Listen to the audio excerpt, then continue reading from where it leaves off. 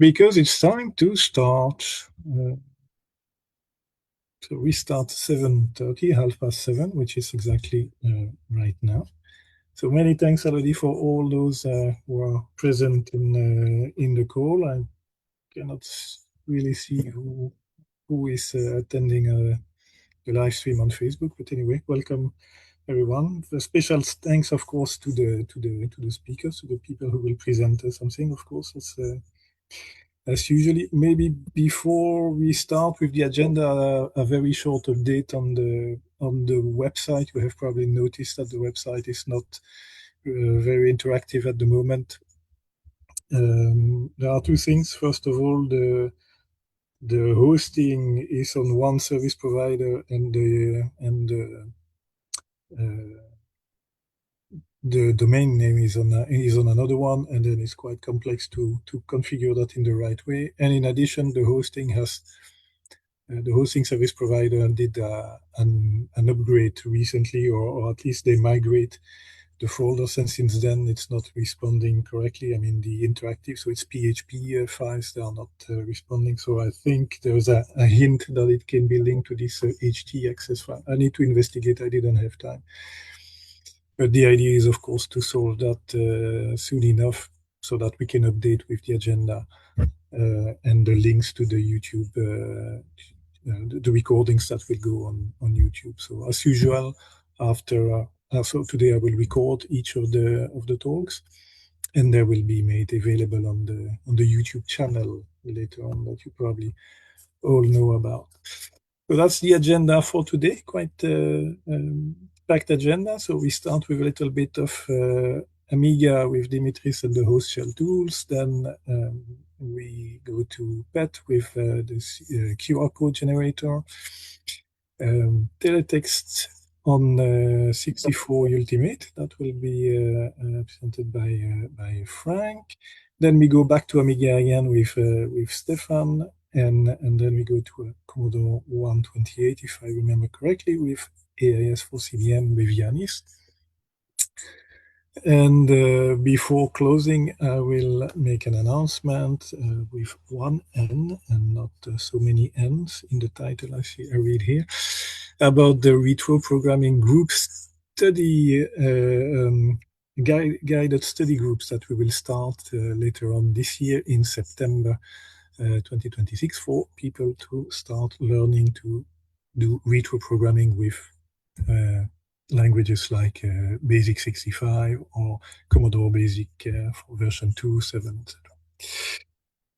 Before closing. So I think that's it for me. So it's time to have Dimitris. I can stop sharing. Yep. If you're available. I mean, oh, you're already sharing? No, not yet. No, but I can share now. I can probably share the whole desktop, since we're gonna have. One moment. I need to. First time for everything. I need to give it access to share the desktop, of course. Just installed Zoom. You've been here before a couple of times. I have, but it's a new computer. Typical. It needs to restart in order to allow it to share a screen. Can I quit and reopen this? Will you still be here? Yeah, or you can use the browser version, actually. Does that work better? I can do that. That's, I guess that's the most easy. Yep, no problem for me. You can try. Of I course, can try then that. next from there, but join from browser. Sorry about that. I thought I had everything tested, but apparently I missed one part. Right. Let's set that up again.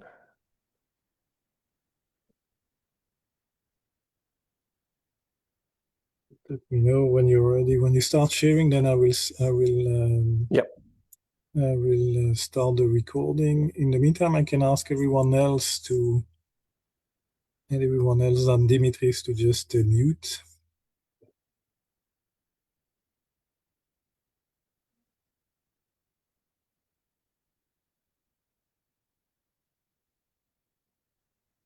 All right. Browser version now. Let's see if this works. Okay.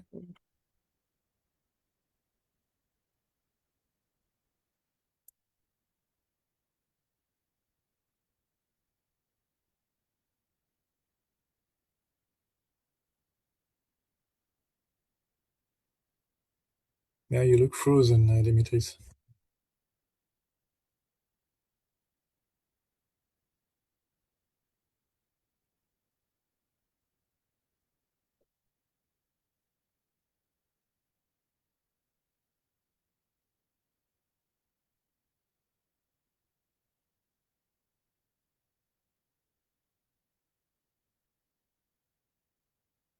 Okay, I think Dimitris is rejoining. I'm back. Okay. And this time with extra sharing powers. Wow. Let's test it. All right. Share the whole desktop. Yes, that works. Much better. All right. Now, where were we? The idea was to demonstrate a little bit something that I've been working on for... Just wait a second. I will just launch the recording. Okay. Sorry.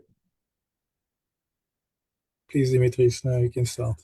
Yep. So we were going to show you, well, you mentioned host shell tools, but the proper term is actually host tools for AmiBerry, because it started with one tool that was called host run back in the day, but it quickly expanded to more tools. So I thought it needs a better name than that. Let's just call it host tools for lack of a better one. So what is host tools? It's a collection of tools specifically built for, well, for AmiBerry, obviously, but the idea is that they are portable to all UAE instances that implement the same kind of mechanism behind the scenes. And their purpose was to bridge the two operating systems, the amigaOS operating system on one side, which you run inside AmiBerry, and whatever host operating system you're running AmiBerry on. So Windows, Linux, Mac OS, anything you have on the other side. Obviously, this is open source like everything else I have built here, and it's available on GitHub under this repository, where you have releases and you can download an installer for amigaOS. But I'm not going to show you the boring stuff. We're going to jump right in and see what kind of things you can do with it. There is documentation here for each and every tool that describes, including examples. But like I said, that's the boring stuff, right? We're going to do it in real life.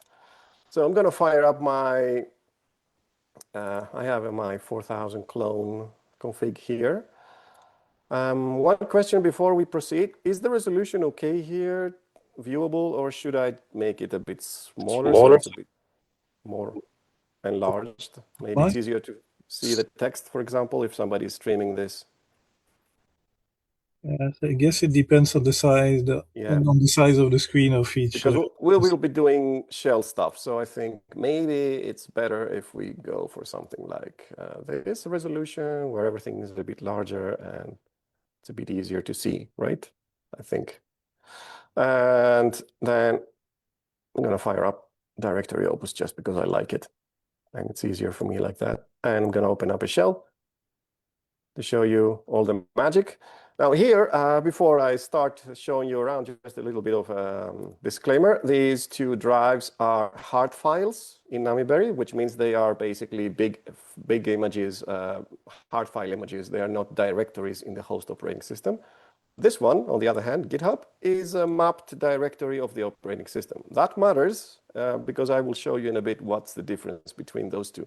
So in other words, macOS sees these two as two files, which are, let's minimize this.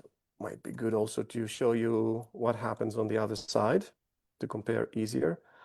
So if we go in here under AmiBerry's folder, which is under Documents AmiBerry, where we have our hard drives here, and the 4000, this is system, this is work, right? System, work, same ones. And then if I open up a new tab here, and the middle one, GitHub, this is just a directory here, and I have mounted this in AmiBerry as well as a directory here. So AmiBerry just sees the same directory inside amigaOS here.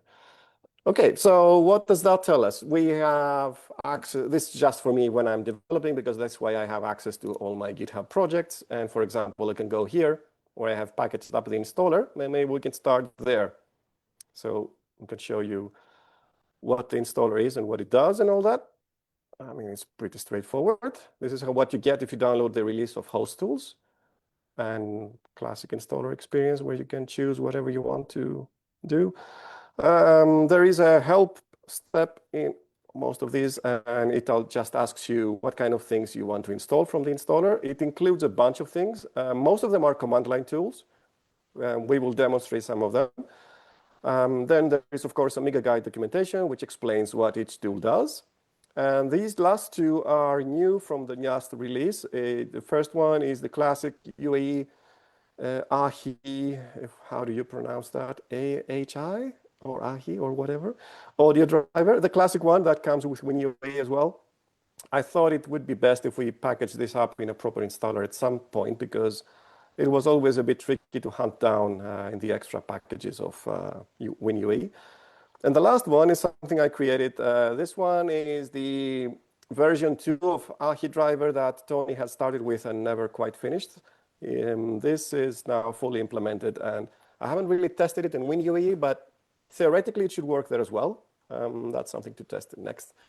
The difference between these two is that, well, the old one you know already, it does all the things inside the 68K user space. So amigaOS does the mixing, and the 68K processor does the mixing and all that.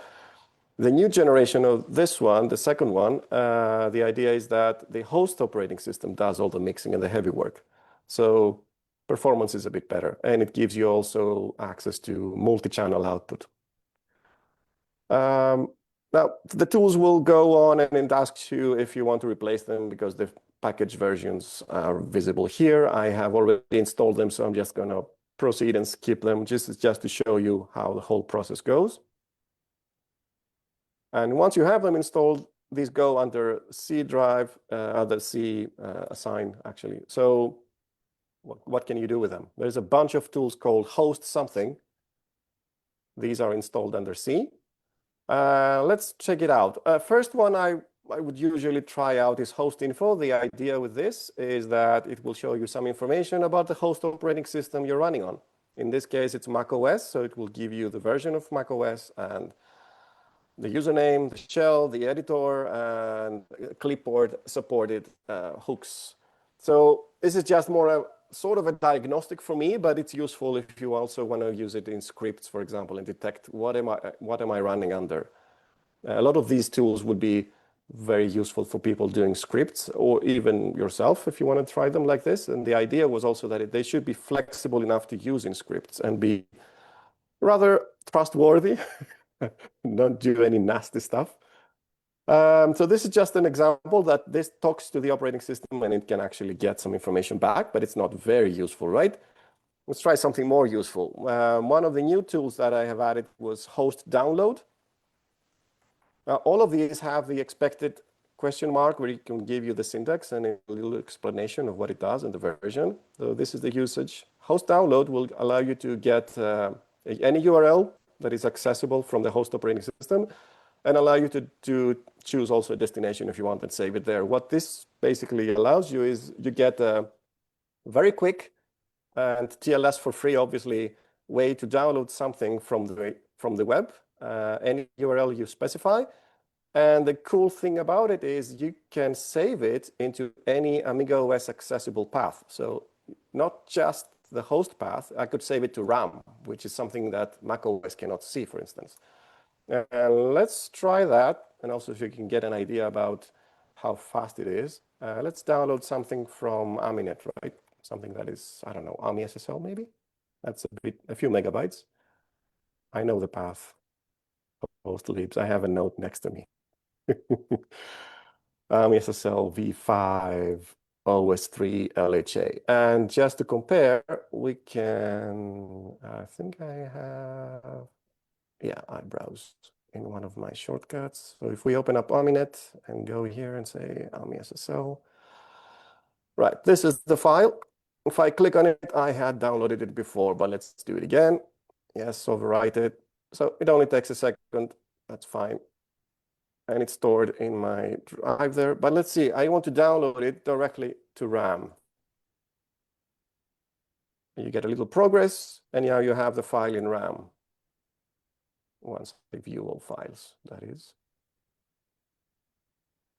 Here it is.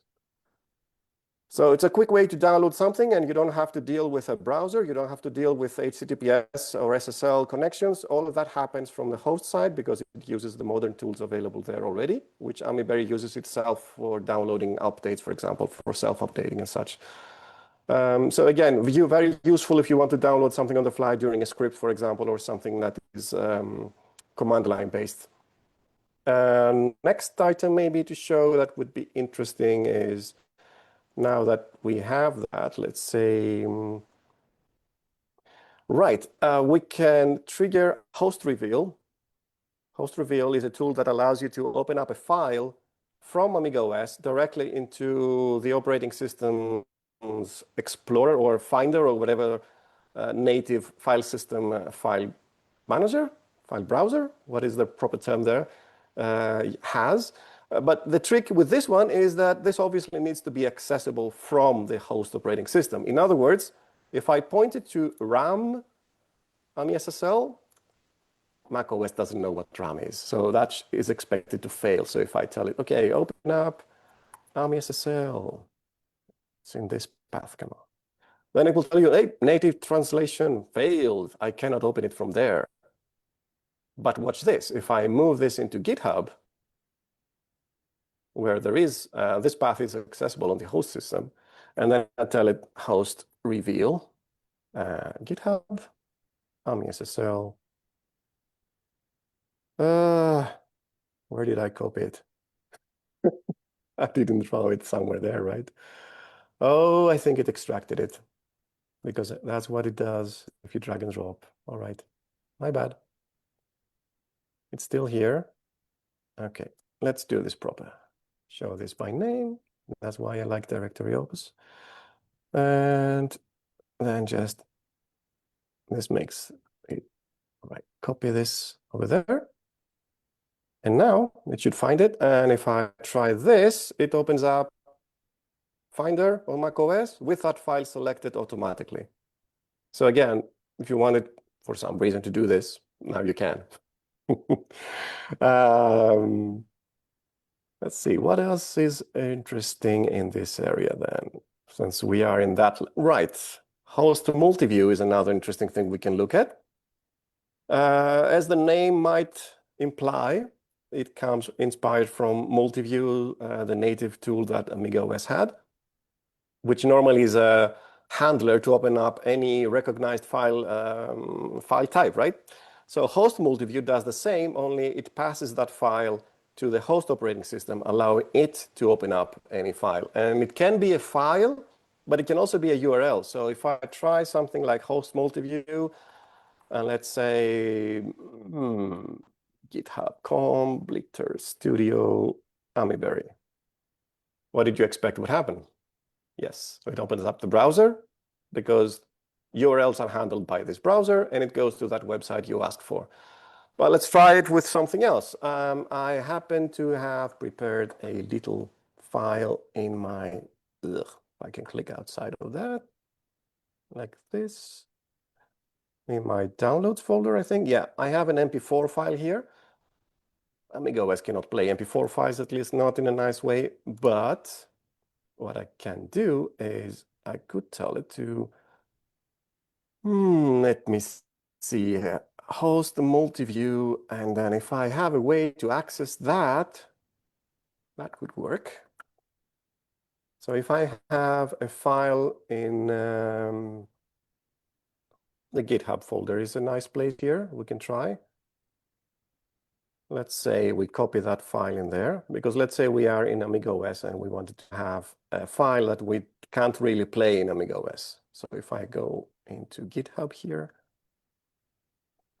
I'll just dump it here just to make it easy, right? All right. So amigaOS has a NASA MP4 file here. If I say host multi-view GitHub NASA MP4, then it opens up in VLC, and we see the video, because VLCs just happen to be associated with MP4 files in my system. Obviously, this would be handled differently in other operating systems or other configurations. So if you had different player associated, it would have opened that up. It's the same as double-clicking on the file on the host system, essentially. You can think of it like that. Another interesting thing would be clipboard. You can copy file. You can already copy files or content actually between amigaOS and AmiBerry. This takes it a bit to the next level. You can do it in a scripted way. So you can say, for instance, host clip, copy, and live from AMIGA. Not very exciting, right? But if we go onto macOS's side and open up something like text edit, and I don't know, I don't need that. Just give me a new file and paste. Then we get the text we just copied. And this goes both ways. You can also copy something from here. So hello from macOS or live from macOS. You can mark this, copy it. You don't see the copy, it's just a shortcut. Don't need that. And if we go here, we can say host clip paste. And you get live from macOS, exactly as expected. We can also trigger notifications. So we can say something like host notify, host tools demo, and we can give it a title also. So notification from amigaOS, and that triggers a notification which may be not visible now in macOS. I'm not sure. Normally it's visible, but we have I'm not sure if you can see it. It probably pops up in a different spot here with the sharing. This works on Linux as well. This specific part about notifications doesn't work on Windows specifically because I couldn't find a clean way to implement that without various hacks. Apparently there's no easy way to do it. Another interesting thing, another tool then is also host edit. This one opens up a text editor or the specific file that handles, or a program that handles files you want to edit. So I have a shell script here, host edit, that anyone will open up in macOS with the text edit at the moment, or anything else you had associated shell files with it. Don't need that one. And maybe one of the most interesting tools of these was also host shell, which takes it one step further. And this actually opens up an interactive shell from the host system directly into the shell that you're sitting on. So amigaOS at the moment, but you can, whatever you run here runs on macOS and you just get the results. So I can say you name A and you get Darwin, or I can call top and you will get top. So anything the host operating system CLI can run, basically can run here. There are still some limitations that I need to look into. For example, right now it doesn't load any shell profile if you had that. It opens up a shell, yes, but there's a new session, so it doesn't run the profile you may have had under your username. So for example, any specific paths you may have added there do not apply automatically. Or Homebrew, for instance, in my case, does not automatically get in the path like this.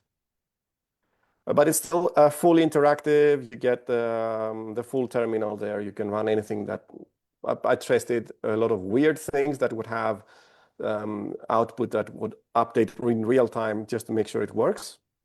If you want to do things like that, I'd recommend VNC as the shell. The native Amiga shell still has limitations that didn't really look that nice when you had that, mostly because it doesn't fully support ANSI codes and colors and all that stuff, where VNC does. And what else? Maybe we also have another. Well, host run was the first thing that was there already. It allows you to basically run any. No match is found. Yeah, the host run basically allows you to run any command or any application that you have on your operating system, as if you were running it from the operating system's shell, the host operating system shell. This is a fire and forget. It doesn't wait for a result. It just runs it and it returns to your shell immediately. So you could just call it to run something like, I don't know, stop. But then you won't see the, oh, didn't I have it? Oh yeah, sorry, I'm still in macOS. I need to come back to here. So this will run, but you will not see the output because it runs in the background essentially. So it only really makes sense if you want to run something that has an output somewhere. And at the moment, this will not run either because that is probably not in the path. And you don't see any results. So this is a bit, if you know exactly what you want to execute and you don't care about the results, then this is good enough in most cases. But you can also see things like you can expose what is the path, for instance, that the operating system underneath sees. For example, GitHub here on the Amiga side just looks like a drive. It just says GitHub. But you know it's mounted. So if I say I want to see the host path of GitHub, then you will see where it's mounted from. And this also helps with scripting, and you can get more ideas about where the actual stuff is sitting on. So there are more host tools, but I think I've bored you enough with all that. The most interesting things we have already looked at. Maybe it's time to open up for questions. And Sure, yes, many thanks, Dimitris. yeah, Let's see if there are. I would invite people, participants in the Zoom call, to just unmute and ask their questions directly. You can also type it in the chat, but then I need to have an eye on both sides. Maybe maybe I start with one question. Actually, I was just wondering. Maybe you answered that, but it was not obvious to me. Can you then, from when you are in amigaOS, could you, for example, read also environmental variables from the host OS? Not directly, not now, I think. You can read the clipboard, but I haven't added something to read the environment variables unless you can tweak that. I need to think if there is a clever way to use one of the existing tools to do it. But it is quite easy to add. It's basically a very similar thing to the clipboard, where it reads from the clipboard and then outputs that as a text. So we can do something similar where it reads from an environment variable and outputs that as a text again. And you can pipe that to anything else you want, which is a good idea to add actually, because a lot of things are stored as environment variables. So thank you for the idea. It will come up in the next version. Good to hear. Yeah, thank you. Let me see. I think there is something here in the chat.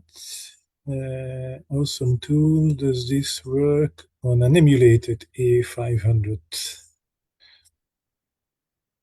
It works regardless of operating system version. It doesn't matter. If you open up a shell, it will work. And it works as long as the emulator, well, I should have said that from the beginning, as long as the emulator has this option selected that says allow native code, because we want some sort of a safeguard, obviously. We don't want anybody to be able to run scripts in your emulated Amiga without any control. So this checkbox here allows kind of the main safeguard. Are these sort of commands or these sort of hooks allowed inside the emulated Amiga? Otherwise, besides that, it doesn't matter what version of Amiga are you running. It might matter for if the tools themselves have a minimum kickstart requirement. I need to check. I haven't tested these under kickstart 1.3, for instance. But otherwise, it shouldn't matter. And even if there is, if my tools already expected to kickstart 2 or higher, it's possible to just recompile them for 1.3, so they work from that as well. Just nobody has asked for that before, so I've never tested it. So yes, let me know if you have such a need. We can make it work. Okay, thank you. I don't see more questions on the chat. Anybody has any question for Dimitris? Just unmute yourself. If not, then or I guess as usual, people can just post the question in the chat, and if you're still around, Dimitris, then you can answer. Yep, I'll have to. Great, many thanks. I will stop the recording now. Thanks, Dimitris. Thank you. It's time for Ethan to join. Well, I guess you're in. I saw you. But then yes, hello. And start sharing. Yes, there you are. Hello. Good afternoon or good evening, everybody, wherever you are. I'm coming from Columbus, Ohio, so it's middle of the afternoon for me. Oh, perfect. Just wait a second. I will also record the session here. Sure. I don't know if you want to share your screen, if you want already to start sharing, or if you want to start with camera presentation, but I start recording now. Yeah, let me see if I can pull up. I've got a presentation. So just a handful of slides, and it'll be a live demo. Let's see. Where's present? Sorry, looking for. There we go. This meeting is being recorded. Okay. Good morning, good evening, good afternoon, everyone, wherever you're from. This is Ethan Dix. I'm coming in from Columbus, Ohio, in the U.S., and I've got a little presentation on something I wrote a while back that basically creates displayable QR codes for the Commodore PET. I came up with it because I often exhibit at Vintage Computer Festival East in New Jersey at InfoAge, and I also exhibit at VCF Midwest. And frequently I have Commodore machines with me, and I thought it would be really handy to be able to give people pointers to documentation, to GitHub links, and so on by having in-period displays. Instead of just printing them out and putting them on paper on the table, I could actually have a QR code pop up on the screen. Taking advantage of the quarter block graphics in PETSCI to get a little better information density, because of course a PET can do easily something in a 25 by 25 grid with just using inverse blocks and regular spaces, but this is 4 times the density, so we can get actually quite a few characters, and it looks rather nice. The basic technique is I don't generate the QR code using the 6502. I generate the QR code on some modern platform, a Linux box typically, and then I have an outboard script that's this is all on GitHub that converts an ASCII QR code into the PETSCI graphics, and you literally just load the PETSCI graphics right into screen RAM. So it's even pretty quick. With that, I'll just go through the process slightly. Let me share my screen.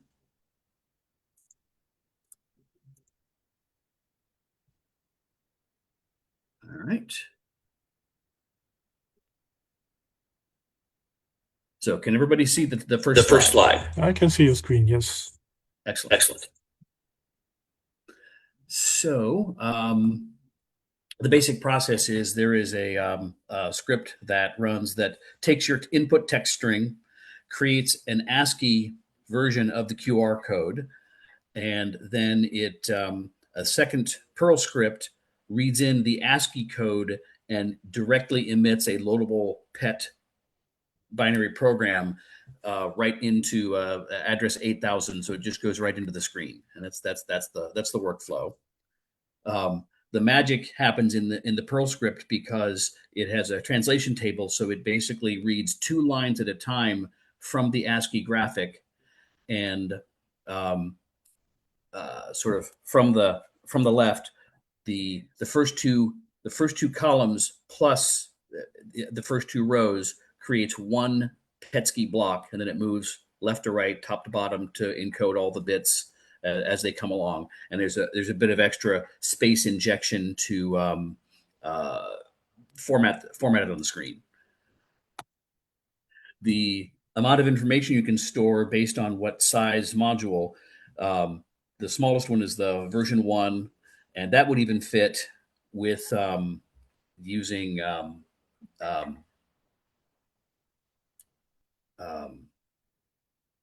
regular inverse characters. Although there's a trick. So modules are when you look at a QR code, when you see the actual pixels of a QR code, those are called modules.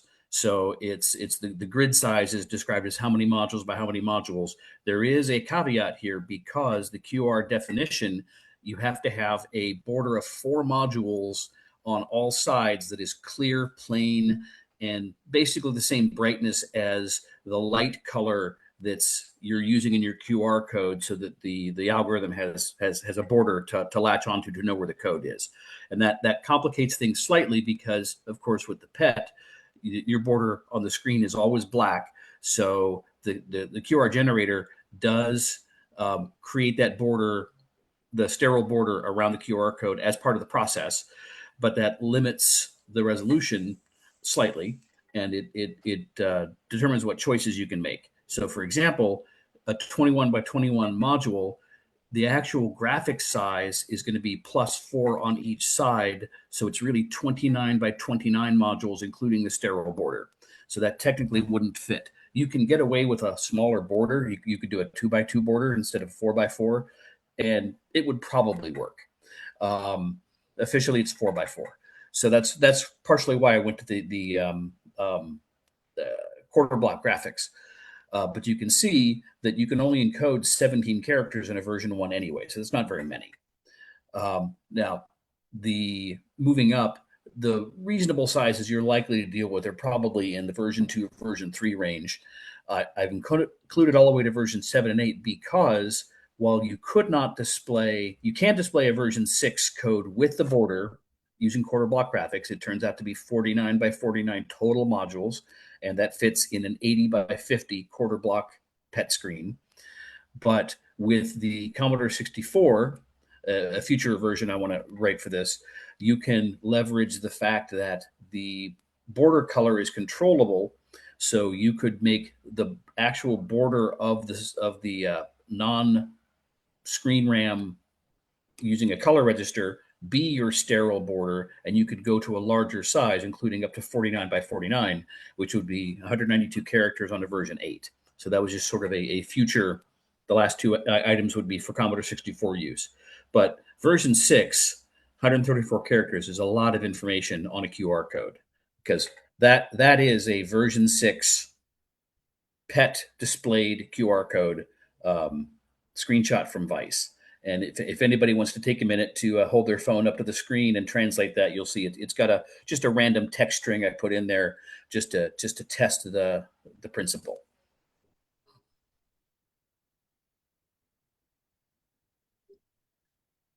I'll give it a couple seconds here.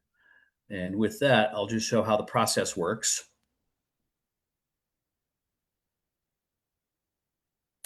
Okay. So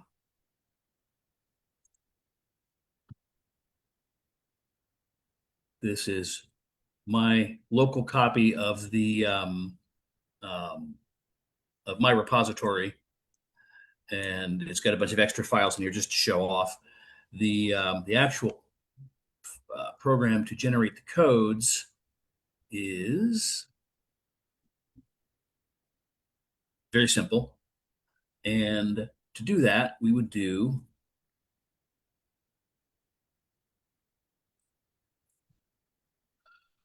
let's try this.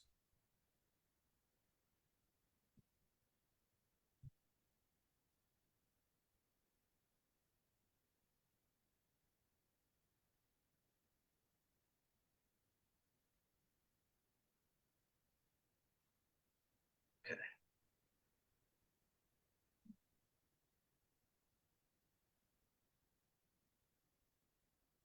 So that's it. I've now got a program.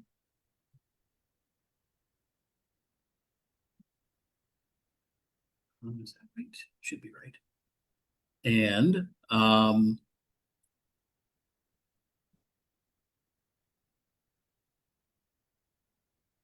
you can see here from the hex dump, it starts off with 0080 in low byte order. So that's the load address, and then the rest are the characters. And A0, as you might remember, is the inverse space.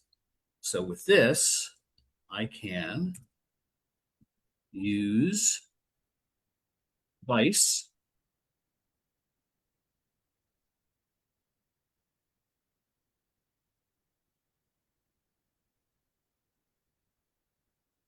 and there it is.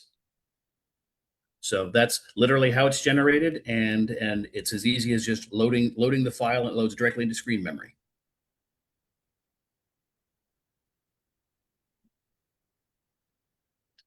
And one fun thing is one can also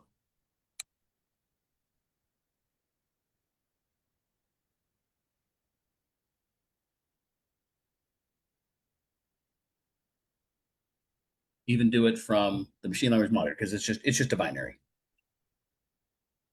So that's pretty much the walkthrough, and I'm hoping to, at the next VCF in Chicago this fall, have some of these running at my table. So when somebody comes up, I can either hit a key, or a program might start up, display the code, and then somebody can take a snapshot of it and then go on to run the code and show where the code comes from. And at this point, I can take questions. Great, many thanks, Ethan. Yes, I don't know if there are any questions. Let me check in the chat. I see one in the chat. I did not write an Amiga tool. For Amigas, you can just literally generate a PNG file or a GIF file and then just load it. So the QR code generator can emit graphical formats. I chose to use ASCII because I happen to be a Perl programmer, and it was just easiest and simplest to take an ASCII format QR code and display the or read the text in and process the text. Actually, yeah. So let me real quick. If I'm still sharing the screen, I think I am. You are not, actually. I'm not anymore. Okay. So I was just going to quickly show off the Perl script.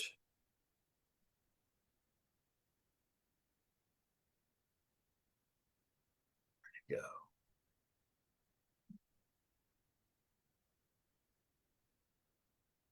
So after the table, it basically just, it's a pretty simple loop to read the file in. So it literally just chews on the ASCII file. Because the QR code generator does double lines to make the box square, it has to discard every other line. So there's in the ASCII output, there's duplicate lines. So it dedupes the lines. And because it's likely to be an odd number of lines, there's a little bit of code to handle the fact that it might do a read and it might be looking for the second line, and it might be, the first line might be blank and the second line might not be there at all because it may be an odd number. So there's a little bit of code to handle that case. But more or less, it reads it in, automatically figures out how many lines there are, which will advise what screen width it has to fit in, which is how it calculates the padding to know when it's wrapping around, writing into memory bytes, how to get everything aligned vertically from line to line. And then sort of the magic substitution all happens down in here, where it grabs the pixels, converts them one by one. So the point is that for an Amiga, you wouldn't have to do any of this work. You could just directly go to a graphic. Yeah, thank you. You mentioned at some point making a Commodore 64 version. Do you plan to do one version for each computer from Commodore, or what's the? Well, I mean, the mostly this is kind of, it's for 8-bit machines. The primary screens would be original PET, 80 column PET, VIC-20, and then Commodore 64/Commodore 128 would be the basic platforms. And the reason for that would be, of course, the VIC-20 has a lower resolution, so that would limit which version you could display as a maximum size. You can still do a lot. A VIC-20 with quarter block graphics, you can still pack 44 elements in. So you can get a decent size QR code on a VIC-20 screen. And then, of course, with the VIC-20, like the Commodore 64, you can leverage changing the background border color and so on. So because the literal display implementations are different, there's going to be a possibility of 3 or 4 versions just in the arena of Commodore 8-bit machines. Okay, so it's definitely good enough to host, or I mean, to embed the link to Commodore Users Europe website, which is quite short. And I will go ahead and put the QR code. I know it was in the bit, but here's I've pasted the GitHub link into chat for anybody who wants to have a look. It's a handful of files. It's very easy to use. The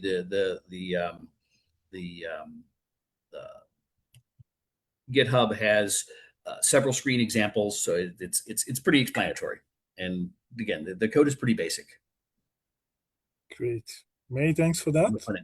I don't Absolutely. see currently more questions, but so I invited people to maybe post the questions there if they still Sure have thing. it. And then I will stop the recording. Many thanks again, Ethan. Absolutely. The recording has stopped. And then I can ask Frank to, let's say, start presenting or come on stage. Hi, There can you hear are. me? Perfect. Yes, I can hear you. Okay, nice. So Yes. I'll start my. Some echo on your side as well, or is it just on my side? I hear some echo. Maybe I'm sorry, what did you say? there is some echo, but maybe when I mute myself, that will disappear. I don't know. And it's better now? Looks better. Yes. I don't hear any echo. Okay. No, it's on my side. Huh? Okay. Okay, Let's go for it. I I'll will share just. my. Yes. Let me just start the recording. Share entire screen. And I'll have to. Do you see my? Am I sharing my screen? Yes. I can see your Okay, screen. I don't see it, so I'll start my So let's presentation. And my expect presentation is visible. Yes, it is. Yes. Great. Okay. So I start recording. Yes. Hi everyone, I'm Frank from the Netherlands. I made a little bio slide here. So I was fascinated by teletext from the early 80s on, as well as Commodore. And in my past, early 90s, I developed some teletext software back in the DOS and Windows days, and a teletext browser for the Dutch NOS broadcasting company, when teletext was 20 years old in the Netherlands. And last year I purchased a C64 and an Ultimate, with the intention to learn assembly language. I programmed a lot in my life, but never really in assembly. And when I got my hands on the Ultimate, I thought, would it be nice to program a teletext app, because it had networking capabilities. So that's when I started back in January of this year.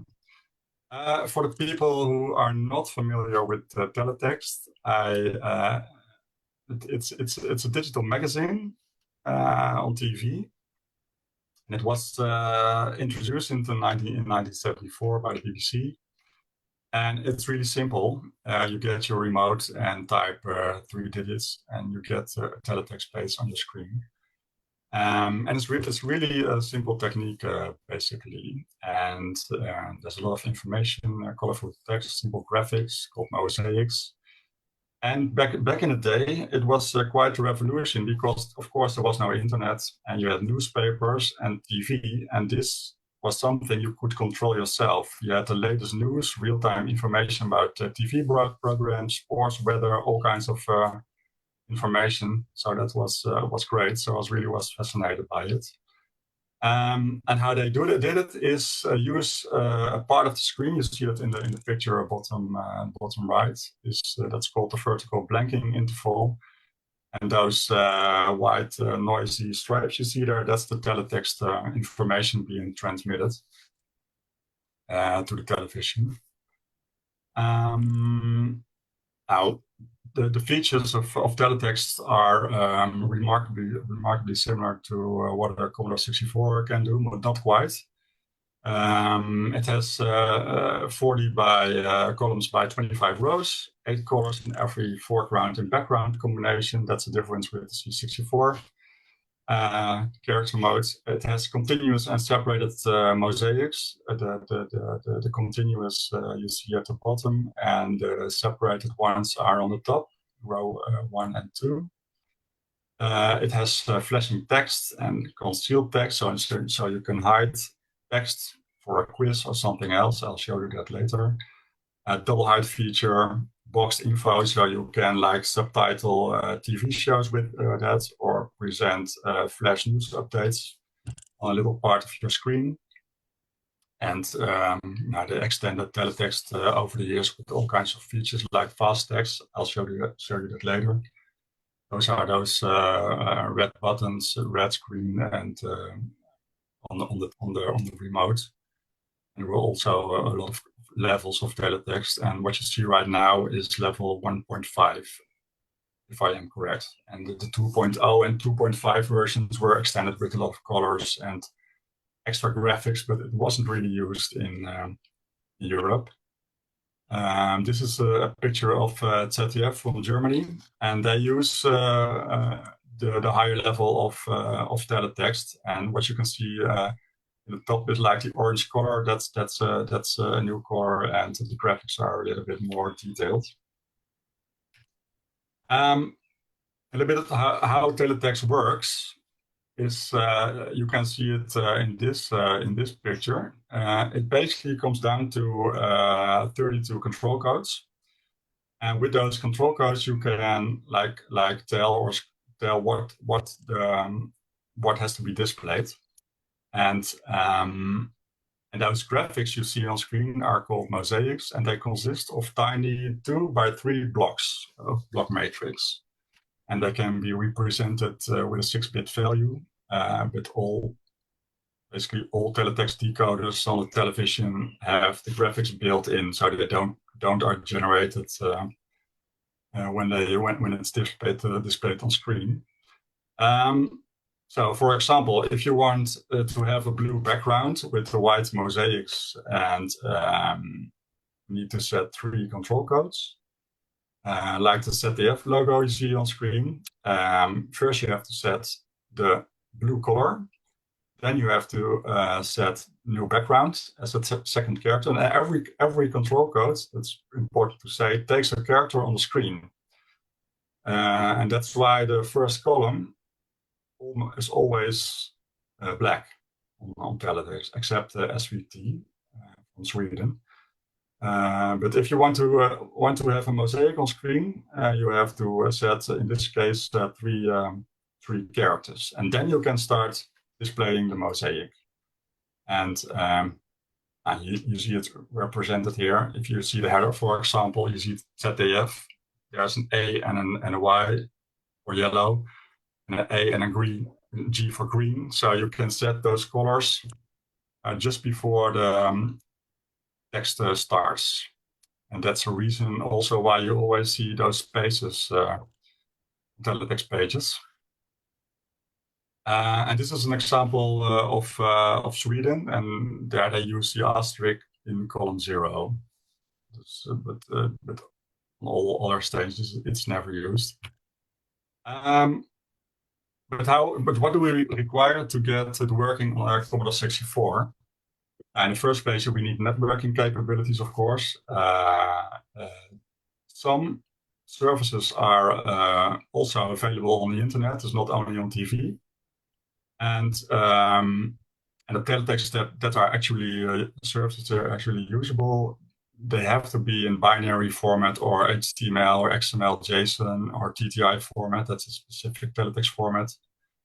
And that's and if they present it on the internet with those formats, we can parse it. But what you also see is a lot of stations these days just present you a GIF image or PNG image, and you can't really do much by it. You could, of course, analyze that picture and look at the colors they are using and the characters they are displaying, but that takes some effort. So that might be possible, but the services I support right now are all those with the other formats. And we need a parser to convert the source data to teletext data, but because we know teletext data is just 40 columns by 25 rows, so it's 1,000 bytes plus some navigation info for the subpages. And we need, of course, the teletext rendering algorithm to handle all those control codes and display the image. And my goal for my program was to be as accurate as possible, so to get really the picture on the Commodore 64 as it is on TV. That was my goal. And you might think it seems not too complicated, and for me it was, because I had lots of struggles and challenges when I started out.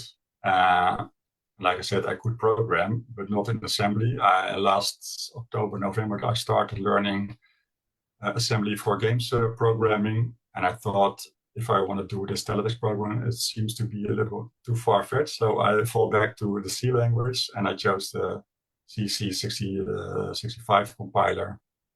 And that worked really well for me.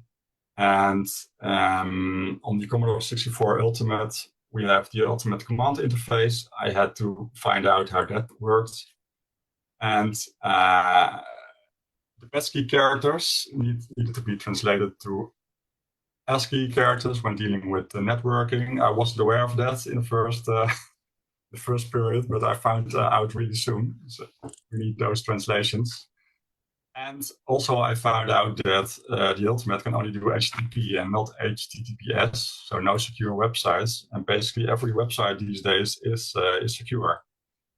So I ran into a problem, and then I thought, okay, I guess I have to create a proxy program to translate my HTTP requests to HTTPS to get the actual teletext data.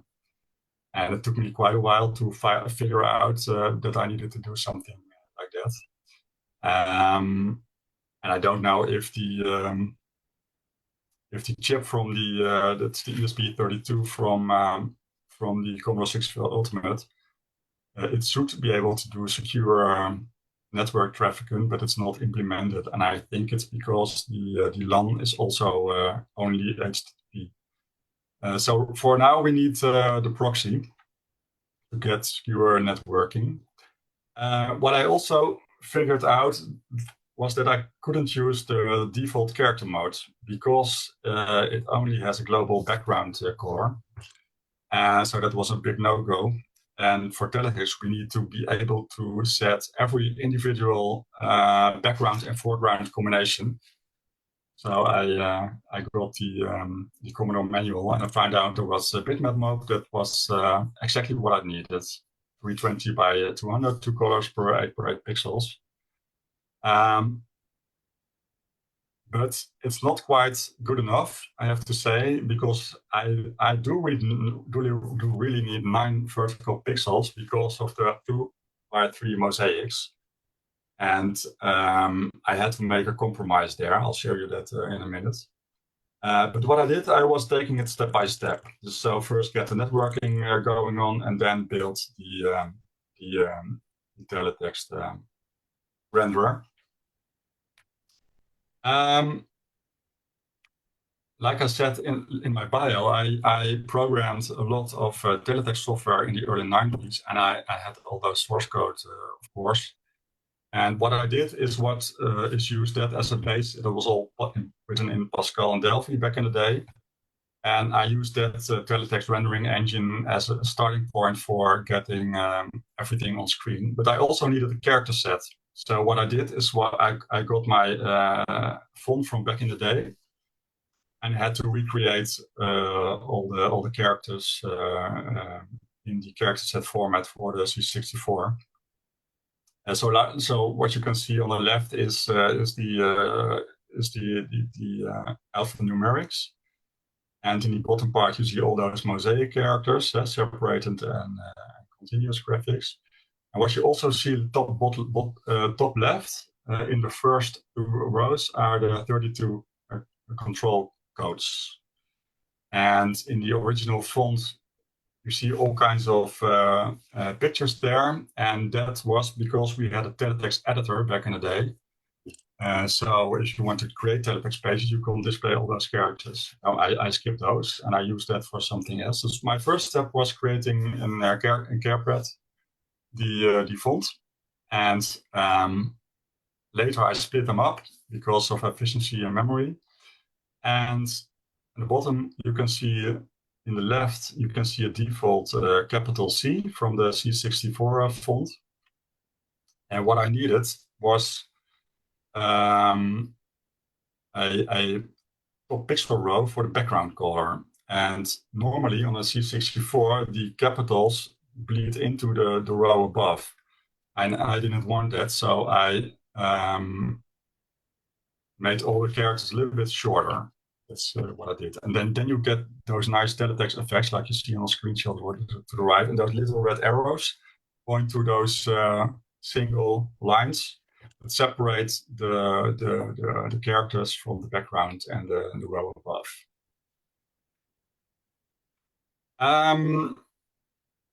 Now, like I said, it basically comes down to handling a 1,000-byte data stream for teletext, and I re-implemented the old algorithm. I told you already that. And oh yeah, this was not a struggle for me. I started out with bitmap mode in VIC bank 1.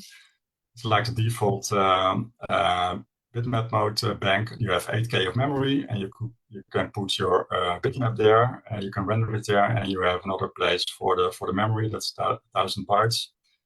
The background colors. But I ran into all kinds of issues because when I started to grow my C program, it ran quickly out of memory. So I had to figure out how to get more memory. And like I said, I just started this January with programming the C64, so I know demo code or assembler guide. So I have to figure out how to do that. So I finally managed to move everything to bank 2, and that gave me about like a little bit less than a 16K extra memory. So now I can expand my program again. To the right, you see a picture with all the control codes. So those are the 32 codes, like to set colors for the alphanumeric characters, for the mosaics. And with these control codes, the renderer also knows what he has to do in case he meets a mosaic character or something else, or has to start flashing some text on screen. And I had to use all kinds of memory maps for that to store that information from the teletext source. Right now, I'm busy with all kinds of speed optimizations because the page rendering was not really fast at 1 megahertz, and on the Ultimate we have the luxury to run programs very fast. So I was always running at about 40 megahertz. I'll show you that in the demo. But like 2 months ago, I started working on the WIC 64. If you're not familiar with it, it's a user port module with networking capabilities. That's a ESP32 as well. It has a very nice portal with all kinds of great software, and I wanted to support that as well. And I'm currently also optimizing the networking code for both systems. And also another thing with the C64, as you know, he has like I call it a bit washed out colors, and it works really great for games and demos and all kinds of pictures. But as you know, for teletext, we have those really bright red, green, blue, and yellow colors. And I used a VPL file for that. That's a Vice palette file, and the Ultimate supports that. So this is optional, and you can use it to get those really bright teletext screens. And I also use the turbo control mode, so I can set the clock speed of the computer. The proxy. The proxy program does a little bit more than just connect HTTP to HTTPS. What it also does, it fetches the pages, and I put my converter in there. So all those sources from those teletext pages on the internet are different. Some are TTI, like you see top right, that's the BBC, uses that, CFAX. And in the middle you see, I think it's JSON or XML, I think it's JSON. It's from the Finnish XCTV. Bottom right you see HTML that's used on most sites. So what the proxy program does is it converts those source markup, I should say, to the teletext, the raw teletext data. And what I also do is I changed and postfix all kinds of data because I want to make those teletext page look as authentic as possible, like on a television. And if a source didn't have fast text, I provided that as well. And here are some examples. To the left, you see the original, like the output on the internet for the Dutch teletext with a simple header row. And I recreated the header row like you see it on the television. And also I did a double height fix because the Dutch broadcaster introduced a new teletext system for themselves a couple of years back. And in the past they had like those nice big double height text. And I reintroduced that with my proxy program you see on the right for the web page. CFAX and TFAX. TFAX, that's like a special recreation for all kinds of teletext. But CFAX was also recreated. They shut down in like 2012, and someone wanted to recreate and reintroduce that. So CFAX is available on the internet, and the source from this is the TTI format, and I could like one-on-one translate it to the format I use. I use the NOS Dutch broadcast format. So I didn't have to do anything here. It has fast text in the bottom, and this was a really easy translation. On the German pages, I added the fast text you see at the bottom. And on Swedish teletext, I made the header row exactly like on television, and I also added fast text there.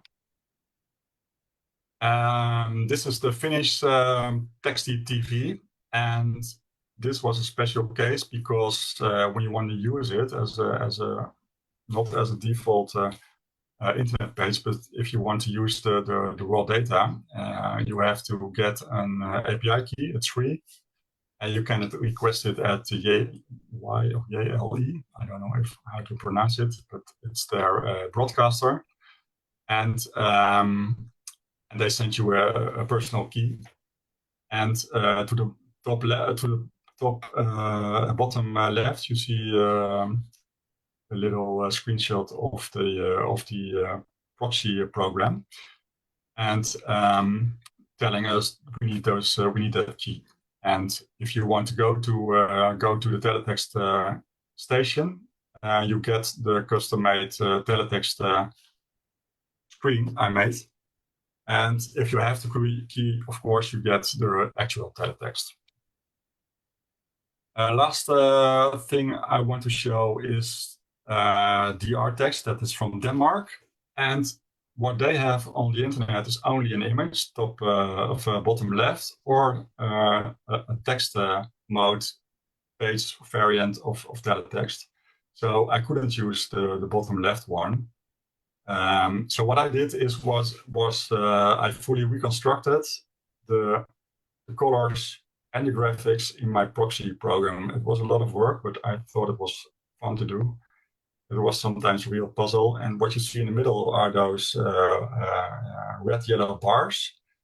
And what those bars represent is how far a TiVo program is going.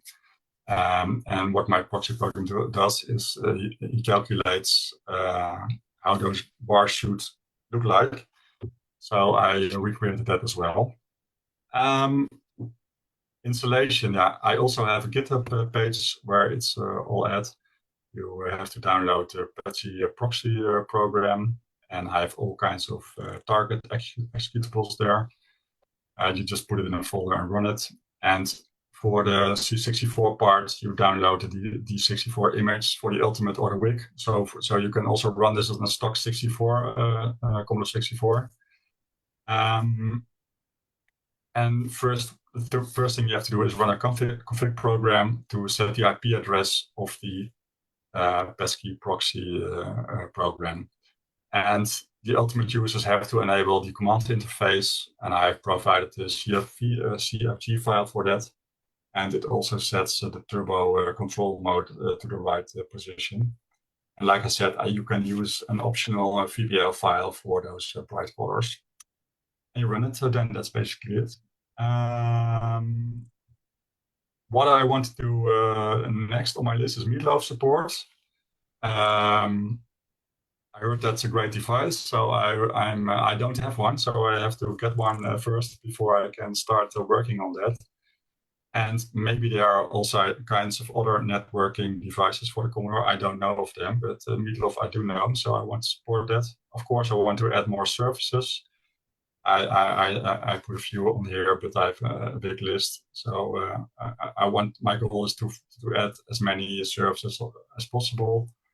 And someone asked for Docker support. I will look at that for the patching proxy program. And I want to extend the program with some features like carousel mode and maybe reconstruct a page from an image later on. And what also is fun for me is to add on-the-fly translation. Because all those pages are in native languages from all over Europe. And I can't read Danish or Finnish. So I would love to read those pages just in Dutch or English. So maybe it's possible in the future to translate that on the fly. I don't know how hard it is to do, but I want to try it. And maybe develop versions for other machines. I was triggered with PET. I have never thought of the PET, but maybe we can. I don't know if there's a PET with networking capabilities or a cartridge or something. But it would be fun to also support a PET or something. But for sure, the AMIGA, because I also had AMIGA in the past. But right now I don't have one. But maybe in the future it's fun to create a version for the AMIGA as well, or the C128. I think it's time for a demo. There are a lot of users already using the program, so they shared some screenshots with it. So what I'm going to do now is switch cameras and try to get the actual feed from my C64. So I have to go out of my presentation and change my video to OBS, and I think I have to change the setting here. Yes. And can you still hear me? And do you see my Commodore 64 screen? We can still hear you, and I will put you in your video in the spotlight so that it comes on the main screen for everyone. Yes, there it is. Yes. Yes. Smaller for myself. Okay. Now I'll hope it's a live demo, so I'll hope it works. I'll go in the menu, and nope. I wanted to mount and run, but I chose another option. I'll wait for this. Shouldn't take too long. Ridiculous. There it is. And do you see a teletext picture right now? Yes. Okay, great. So this is the default page I put in my configure program. So I'm Dutch, so I'll have this when I'm working from home. I have this all day on. So I really use my own teletext program every day because I can always watch the news and the latest things. So for me, it's NOS 101. That's my page, but of course you can configure that yourself. In the bottom, you see those fast tag links. So let's go to sports. And it's what I did is I mapped those 4 quick fast tag links to the function keys of the C64. So I press F3, and I will press F7, and we get the World Soccer page on screen. So you can really quickly navigate to all kinds of pages. But I can also, of course, type a number, like on the remote. And this is a page from smog information about the air quality in the Netherlands. And this page has subpages, and that's also typical for teletext. So you can browse all the subpages and back to the first page. right now I have these stations programmed. And let's go to the BBC. This is CFAX. And now, like I said, the real CFAX died in 2012, but there's an enthusiastic user that recreated everything. And the news you are seeing on the screen right now, he gets that from the BBC page. So he also parses all kinds of information and recreates all kinds of teletext information. That's really great. I love it. So we can go to like 104 and see US Iran deal scheduled to be signed on Sunday, says Trump. Who knows? Now we also have like all kinds of information, like the top 40 singles from this week or something. Oh yeah, my program supports 2 fonts. This is the default bold font, but depending on the monitor, you can switch to a thin font. I also created, and it's a little bit for your own taste, what you like. And if you're using a CRT or an LCD monitor or something, or TV, you can switch back and forth on the fly between these fonts. I could, of course, add much more fonts and use the REU or something. Or if I figure out to have more memory available, because every font takes about like 1.5 kilobytes. Not too much, but I could add more fonts if I want to. Let's go to RD. This menu, you can press all kinds of letters. So as I press the Z, it goes like this. So you can use cursor keys and also a quick select with the letters on the keyboard. This is the German teletext. And what's good to know here is that I also recreated like the language-specific characters. Like you see Bertha to the bottom. And the RD is also talking about a Vereinbarung, they say in German. And we can check it out, and we can see the news item for the German viewers. And what I wanted to show you here, they have all those extended ASCII characters, like it's called President, the A with double points above it. And also, if we go, like example, to sports, F3, we can see football. And there you can see what's called a Ringel S, if I say it right in German. And the Ringel S is that weird little, like the B with, it's a little bit open. So I also recreated all those local fonts, and I also did that for the other European teletext services. Let's see what's interesting. ZDF text maybe. The other it's also really popular teletext services. They actually have multiple teletext services, and this was like a little gift, because when I had this, I also automatically got free ZDF Info, Neo, and Dreisat. These two look a bit the same. And Dreisat is a combined teletext service from Austria, Switzerland, and Germany.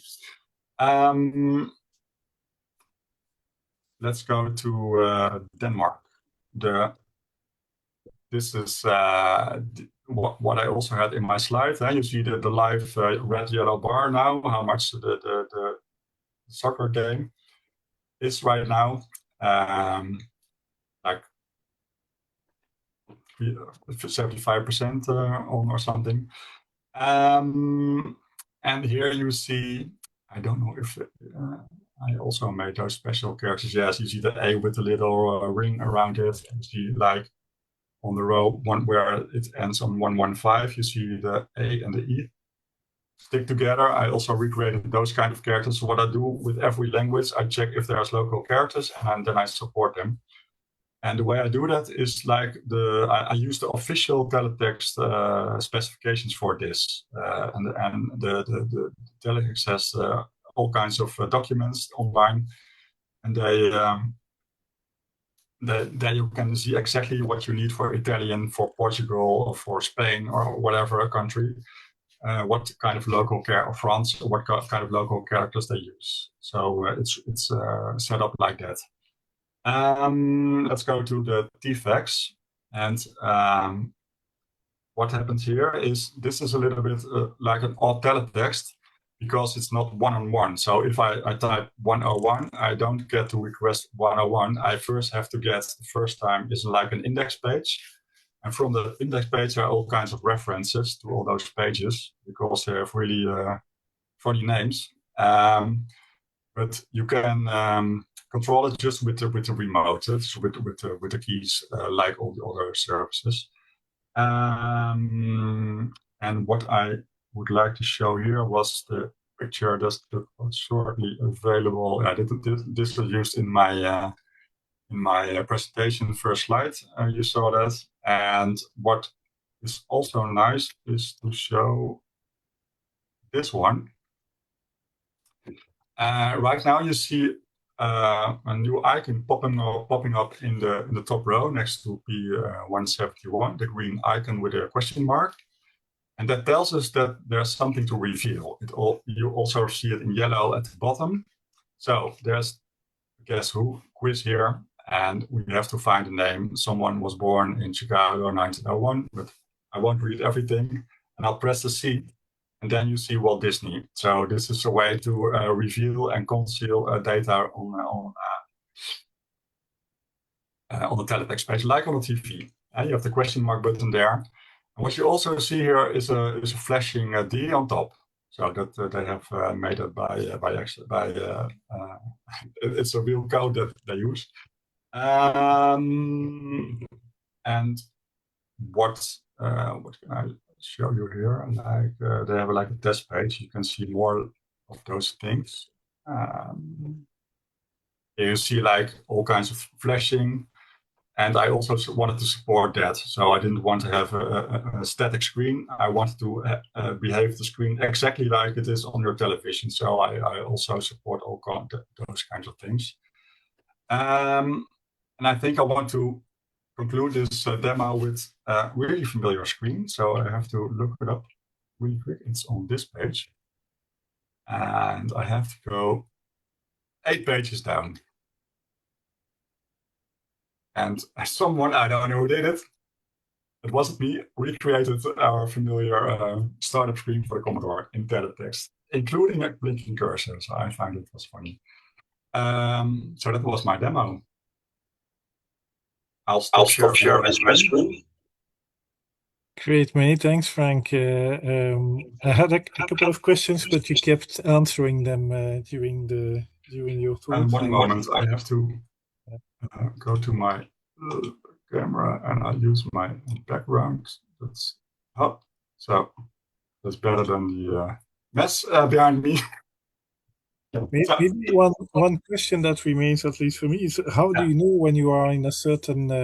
So, for example, you said you have implemented all the different character set based on language, and we have seen that, for example, on the German there was Börse with the O with the double dots, etc. But how do you know when you need to reload the character set when you are changing to another page and that the language has special characters? Is it like hard-coded based on the channel, or is it like automatically from your translation? It's a very good question, because right now I have hard-coded it. So if I'm changing my station, I know which language page I have to use to call it. So it's in memory, those characters get swapped to the it's you saw it in my presentation on the font. There was a little part that has special characters for a certain language, but the teletext standard actually sends that information with the page for every page, and even more secure for every subpage. So in every page or subpage, that language code is there. But because the way the teletext services are set up on the internet, that information is lost. We just see the picture, and then most of the time it's made out of HTML. And we don't have that information. And where I do have that information is with CFAX and the TFAX. It still is in there because I use the TTY format. And in the TTY specifications, it's there. So I could deduct that information from those two stations. But for me right now, it's easier to hard code it and know upfront what characters that I have to load. And I see a question about caching. Yes, let me read now. Teletext looks also. There's a question about the WIC. Yeah. Is the WIC 64 anyway fast enough when pulling new pages? Now,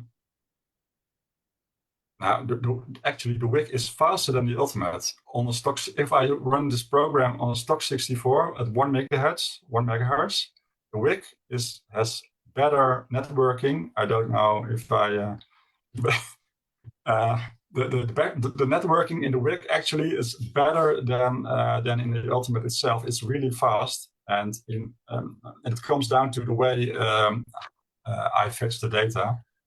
I have to say, to my knowledge, I can only get 512 bytes of data per block from the Ultimate, and with the WIC, I just give one command and I get the complete page. Let's say those 1,000 plus bytes given to me by the WIC, and the step after that is just rendering the page. So the WIC is actually quicker than the Ultimate version on the stock C64.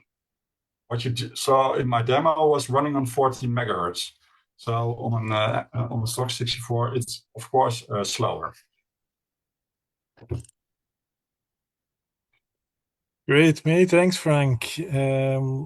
Looking at the time, we have a little bit extended, so I will ask people if they have more questions to just post them in the chat. Yeah, okay. So that we can go to the next speaker. Many thanks again. I will stop the recording now. The recording has stopped. And then next on the agenda is Stefan with amifuse. So we go back to AMIGA. So I think I want first to remove the spotlight there, so you can stop sharing actually, Frank. Many thanks again. And then Stefan, you can, I don't know if you want to share something, or is it a demo, but you can start. Okay. Oh, someone else sharing. It won't let me share yet. Yeah, yes. Frank, you need to, you're still sharing, I guess.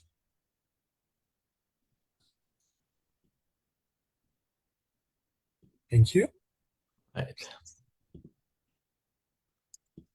Stefan, I will also launch the recording. Just let me know when you're ready. Oh, you are. Okay. Record is starting. All right. Hi, everybody. My name is Stefan Reinauer, and I am live here with you from California in the US. And today I'm going to talk about amifuse, which is a project I did over my last Christmas break.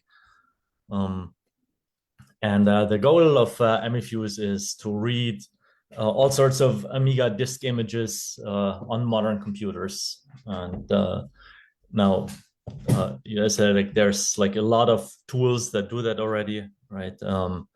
However, like my approach, my thought was like there are a lot of different formats that were used back, file system formats that were used on the AMIGA back in the day. And not all of them to the day can be easily read or written on modern computers.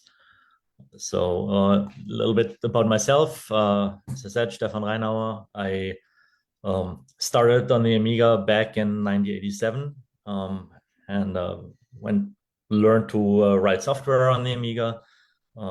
Eventually, in the 1990s, my AMIGA died, and the last action I did on my dying AMIGA was to copy my Workbench disk and the kickstart to an MS-DOS floppy disk, so I could potentially write an AMIGA emulator. But of course, I didn't know what I was doing, and so the disks were just sitting there until I found the AMIGA emulator, UAE, and that was back then still called the unusable Amiga emulator. So I started working on that a little bit and tried to make simple improvements. Like I think I implemented Zorro support, which is the bus system on the more advanced Amigas like the 2000. And then in 2010, I moved to the United States from Germany. Back then, I decided to leave all of my computers at home in Germany. And who brings computers to Silicon Valley? That seems like a silly thing to do. 10 years later, I regretted it and got myself an Amiga 4000, got some hardware with it. And I was thinking, I was like, hey, I could go back to working on Linux on the Amiga and maybe write some kernel drivers. But by then I found out that Linux on the Amiga had become unbearably slow. And so I started looking for other projects. In 2021, during the pandemic, I bought an old SCSI controller, an Amiga 4091 off eBay. And when I looked at it, I found that all the components that are on there could still be bought, either used or new even. And so I talked to my friend Chris Hooper, and I was like, hey, we should really recreate this device, right? And so that was how I got into storage. And once you're in storage, of course, then you look at all sorts of disk images and formats and or like, hey, how do you actually get to this data when you're not running on an Amiga directly? And so in end of 2025, I came up with amifuse, which is what this talk is about. So there were, of course, solutions before how to read Amiga file systems on a modern PC. For example, on Linux, there is a fast file system driver directly in the kernel. So as long as you have a fast file system disk image or disk connected to your Linux box, you can just mount it. But unfortunately, that driver still to the day has a number of bugs, and it doesn't support all of the variations of the fast file system very well.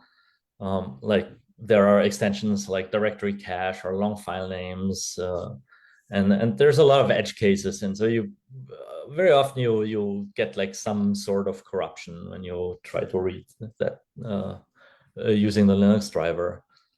Then I found on GitHub, I found this cool project called AmiTools, which has a number of subtools to modify your Kickstart ROM or to emulate certain parts of an Amiga, and also one tool specifically around disk images, floppy disk images, and hard disk images, right? And it's called XDF tool. XDF tool is super awesome. It's very useful. I use it in a lot of my projects. Unfortunately, it also, at the time, only supports the fast file system. And then the ultimate solution, of course, is you directly use an emulator like WinUAE or AmiBerry or FSUAE, right? And there you can, as you saw in Dimitris' talk earlier, you can directly mount a local file system, copy files over. Back when I started, I did not know about the host tools. So I thought like, wow, this process is fairly awkward to use, and it's a little bit hard. You have to run in the emulator. You have to switch between the emulator and the host system.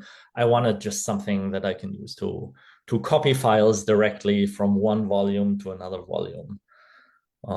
And then I was thinking, it's like, how do you do this, right? Like I wanted, back in the day, my problem is I had a professional file system 3 hard disk that I wanted to read, and I really did not want to rewrite the PFS driver for Linux, and then it doesn't work on Mac and it doesn't work on Windows. So I was like, hey, the smarter idea would be, of course, to run the original file system driver directly on the host system. And so this is what amifuse set out to be. So here's a quick overview what the chain looks like. All the way on the right, you see like a disk image. This can also be directly like a disk that you plug into your computer, connecting it to a SCSI controller or through USB in some way.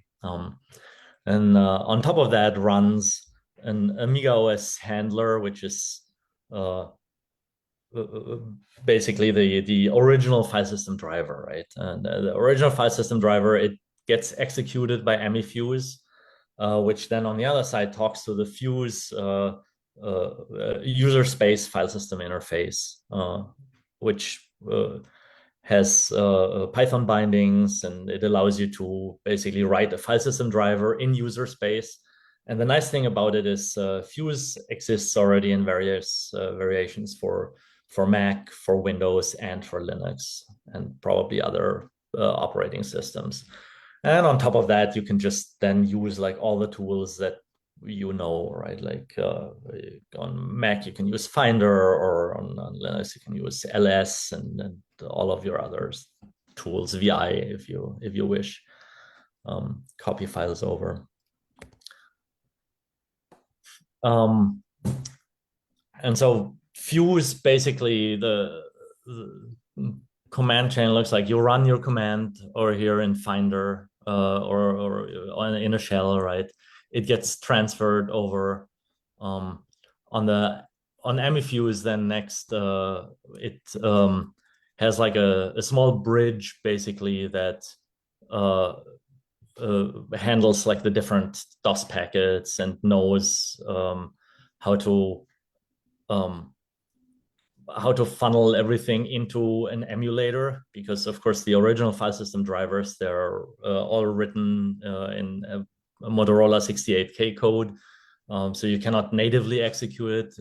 I found that because I wanted to use this as an opportunity to learn Python a little bit better, and so I found that Vamos from the AmiTools suite was already written largely in Python and implemented a lot of amigaOS function calls in Python. So I decided that would be an easy way to extend it and still have the program run on all different kinds of platforms. Then Vamos executes the native file system handler, and below the native file system handler, you have like your which I basically it's a fake SCSI device, which then we can connect to either a local disk or a local just a file system image. And so there's different types of file system images. I'll get to that later. I'm sorry to interrupt. Just to be sure, I think we are still seeing the first page. I don't know if you're switching pages. Did I mess up the? Let me see. At least on my screen. Okay, something is going wrong. Yeah, now it's. Now I can see the workflow there. Oh, okay. I am so sorry. All right. Let me show the. So that was it. We follow the explanation. That's okay. We are. Yeah, we are here. So what features does it update now? Do you see the feature set slide? I can see your mouse moving, and it says feature sets follows the real workflow. Yes. Okay. Excellent. So amifuse has a number of features. The first one that I wrote was like I wanted a tool to just inspect the rigid disk block, which is the file system, the partition table format of the Amiga, and get some information out. So there's like an inspect tool built into amifuse, which will tell you what sort of disk image you're looking at, right? And then the most important one undoubtedly is like the mount functionality. So you can mount your disk image from the Amiga directly as a local volume on your host system. And then, of course, there are also a couple of ways to modify the file system. So originally, when I started out, I was like, okay, we're going to do this first just as a read-only exercise to get to the old files. But as that progressed, of course, you want more features. And you start using the tool for just dealing generally with Amiga images. And so I added a read-write mode, so you can modify your file system. You can install software into your Amiga image directly without using an Amiga emulator.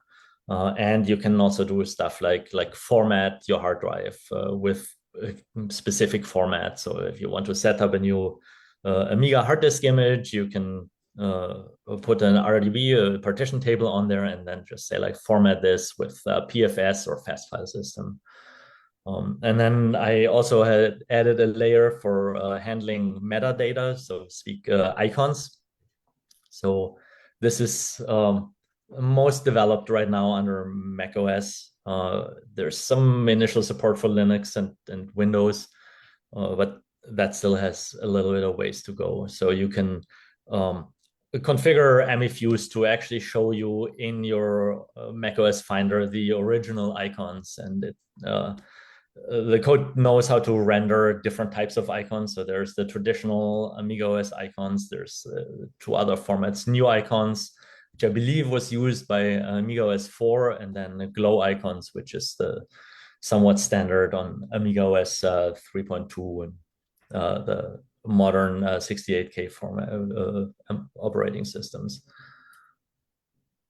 Now, one thing I learned, of course, I wanted to test amifuse with a lot of different disk images, and I put the first version out. It was barely working, and I got a lot of bug reports. Right? It's like, hey, I wanted to use a floppy disk image, and that didn't work, right? Or then there's other disk images, like what if you use the CD file system on the Amiga, which is basically parsing ISO 9660.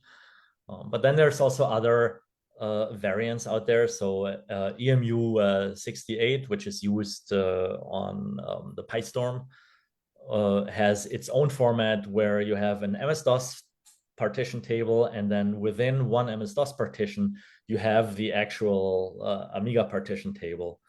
So I added support for that. You can handle your EMU68 disk images directly.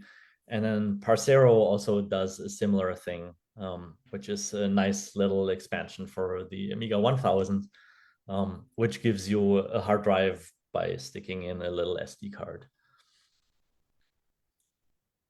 And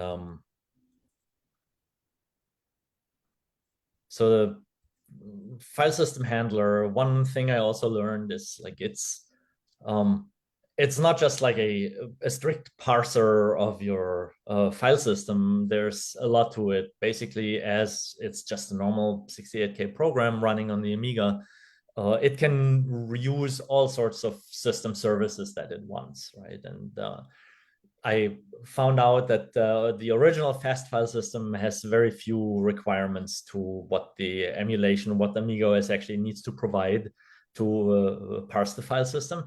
However, then SFS, the smart file system, came around, and I learned that there's a lot more to this than I originally anticipated. So SFS, for example, needs at least the 68020 CPU. And it will spawn its own tasks, so it runs basically multitasking on the Amiga, and that is one thing that Vamos, when I started this project, did not even really support. And then there's you have ports and signals, and the file system communicates with its subtasks in various ways, and with the operating system in various ways. And a lot of that was basically just very simple in Vamos when I started in AmiTools. So I had to expand these to really provide all the functionality that the various file systems out there are using. And as far as the programming languages goes, one thing I thought was like, hey, I need like some sort of 68K emulation. I found Vamos out there. I thought it was a pretty cool tool because it ran everywhere. It was fairly simple to install, right? And I wanted to piggyback on top of that. So the advantage of going with Python here is like it's really portable. It runs on a lot of different systems. It's easy to iterate very quickly. And especially since I was starting this as a quick hack that developed more and more and more, this was very convenient originally. And then there's other stuff that's nice about it. Of course, fuse bindings already existed and were very easy to use on Python. And last but not least, you want to make this available to people. It's very easy to deploy Python programs on all sorts of systems using pip3. And of course, there's a trade-off, right? Python is maybe not the most performant way to solve this problem. So what happened then, once I had everything working, I noticed that it was incredibly slow. So it would take, you run an ls on your newly mounted file system, it takes several seconds to get anywhere. So I had to learn about how to profile Python programs. And luckily I found this tool cprofile, which will run your workload. So I mounted my file system. I did a couple of instructions, did an ls, a find, open the file. And then what it does, it dumps you a list of all the functions and the number of times it has been used and how much time has been spent in there. And so I looked at always the highest offenders, and I was like, okay, this is something that I really need to optimize. And then I tried again, and it became a little bit faster, and I ran the profile again, and it's a rinse and repeat until I was happy with the performance. And then I found out also, like, I released the first version and it worked, and the performance was okay. I released the second version, I added more features, and I didn't even notice I made it twice as slow again by making a mistake in the way I wrote my code. And it was brought to me by one of my testers. I got a message on Discord saying like, hey, like I thought this was pretty fast, but now all of a sudden everything is very slow. So I found the need for starting regression testing, because then I fixed the speed problem, and all of a sudden I started getting read errors accessing file systems. So I was like, wow, like this is really getting complicated enough that if you tighten a screw over here, all of a sudden something becomes loose over here. We need like some proper testing for this, especially if people want to use this to access their old data, and that's very valuable to all of us, right? We don't want to lose these memories just by using some modern tools. So I added a number of tests, a couple of simple unit tests for the CLI, and that everything works. I added some integration tests doing testing all of the different file systems that are supported. I'm doing mount tests, see that I can mount all of them, access all of them, write all of them. And then some smoke tests that test like the various images that the system now supports, and also measures the performance of the whole system. And once I had that working, I going back to my original project that I was working on, the building a SCSI controller, I really wanted to have my SCSI controller boot from CD. And so I found a CD file system that I had been using that was somewhat open source. The source was not available. It was not an open source license. The code was from the 90s. It was pretty terrible, to be quite frank. It's a CDVDFS, right? And when I started looking at it, I wanted to make more changes to it. And I reached out to the author. The author was nowhere to be found, because everything is like 30, 40 years ago now, right? So I was like, hey, I should write my own CD file system. And I called it OD file system, optical disc file system, because I wanted it to also read DVDs and Blu-ray discs. Actually, amifuse made it very, very convenient to get going very fast and iterate on developing a new file system for the Amiga, because I didn't have to copy the new file system into an emulator first and then try to run with maybe like limited debugging, right? I could just run the new file system in amifuse And then I would get an instruction trace. I would get serial output from the driver. I would get everything that I need to actually make very quick progress and iterate on writing a driver. So this tool, amifuse, it's also very useful if you're actually wanting to develop new software, new file system drivers. Yeah, and then another interesting part was there. I found looking at all these images that were out there, I found that everybody is doing like something a little bit different. I mentioned earlier already EMU68 reps RDB images inside of just an MS-DOS partition table. But also there were other things like the Parsero file system blocks. I could somewhat read some of the data on these images, but I found that like all of the partition table checksums were showing up to be wrong. And I was like, wow, what is going on here? Is this like maybe something that David Dunkley, the original author, did on purpose because he wanted to make sure that the images are not accidentally used somewhere else?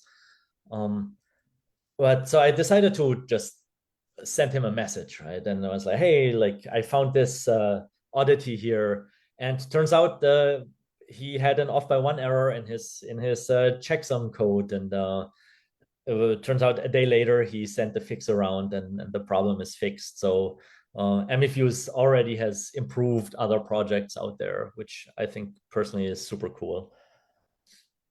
And then, of course, there's like a lot of people now also coming from the open source community, jumping in and helping. I want to point out there's Thomas Dye, who's contributed a lot of the Windows port and made it really better. And at the moment he's working on having a Windows installer that makes it really seamless, a seamless integration into Windows. Bernie Innocenti has done a lot of testing on a lot of odd images, and also sent patches around. And then Stefan Haubenthal, Pollux, and David Dunkley, of course, also have contributed to the project. At this point, I am very sorry. I wanted to give a demo. I did reinstall my Mac, and I need to reinstall amifuse, and I need to reinstall Fuse itself, which requires a reboot. I did not get to do this right before the call today. I can talk a little bit about how to call amifuse, right? Like there's really a couple of important commands that you need to know. You can install it just on the command line by running pip3 install amifuse, and it will download the latest version and install it in your system. And then you can inspect the partition table using amifuse inspect. If you want to mount it, you can mount it using amifuse mount and then the name of the hard disk image. If you want to see icons, you say -- icons. If you want to have read-write support, you say -- write.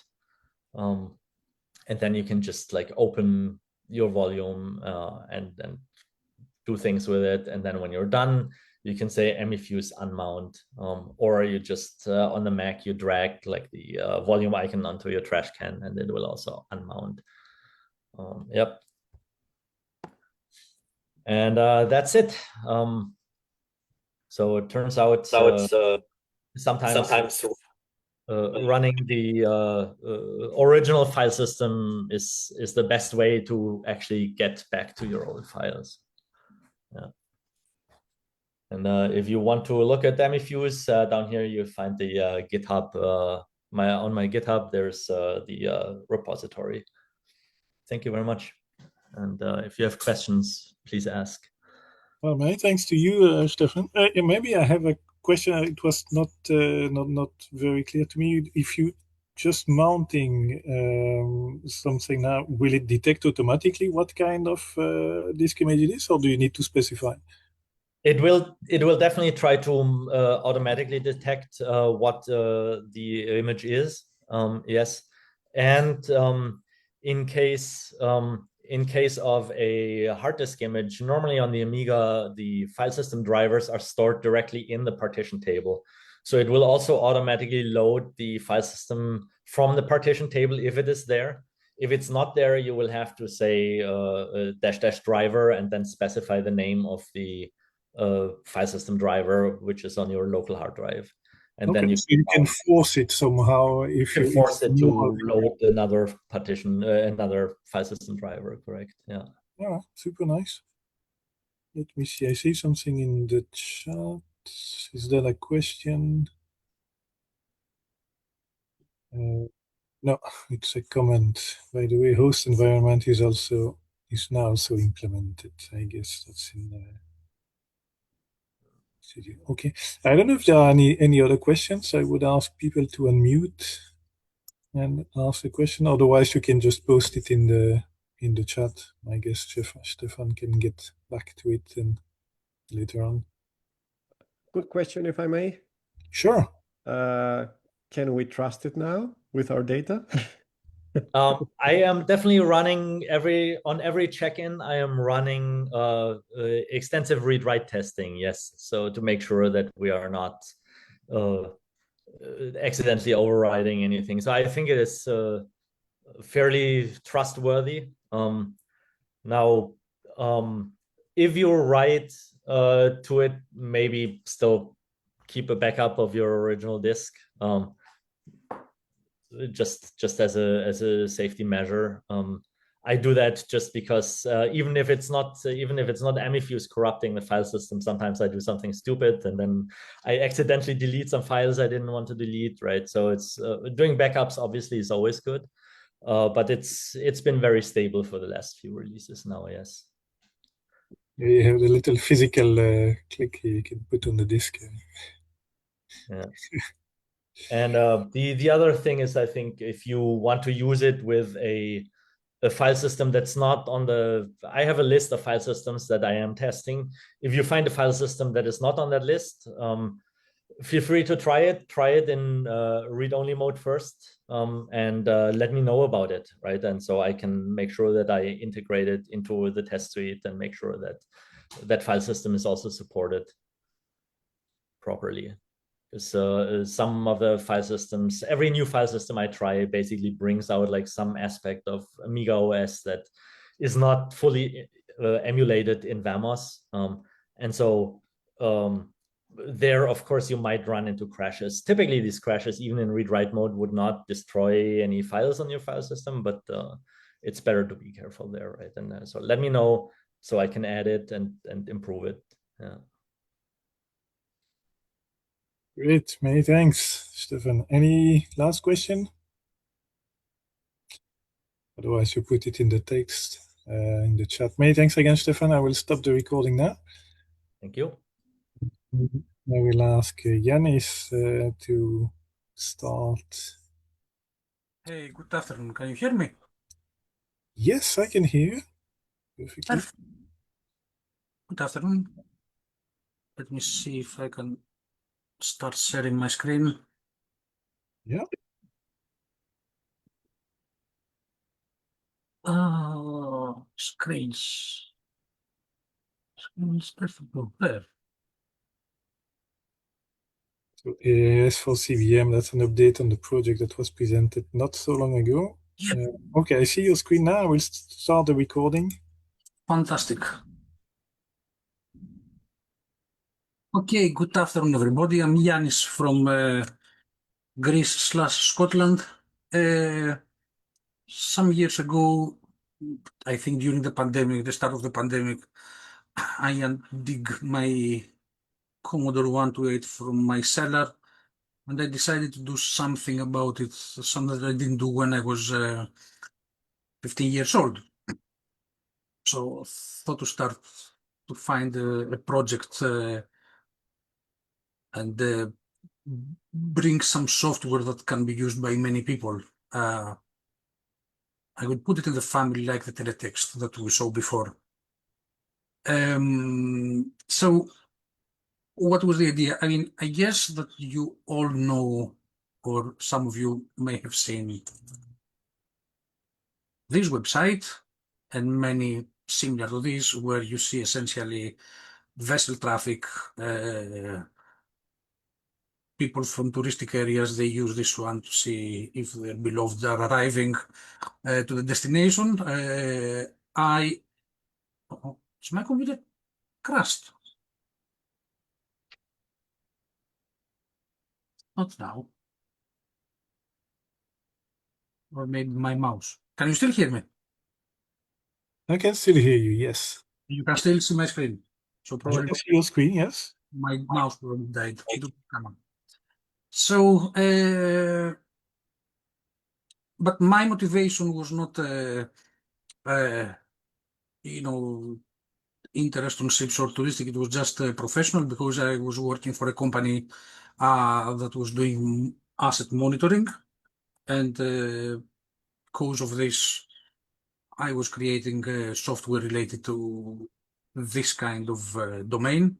So I thought, why not try to bring something like this on a Commodore? It was an interesting challenge because it would require Commodore to have access to the internet somehow to get the data. It would require somehow Commodore to decode the AIS data, and plus create some kind of presentation layer. Now, is my mouse dead? Is this one of those days that... Oh, God, no.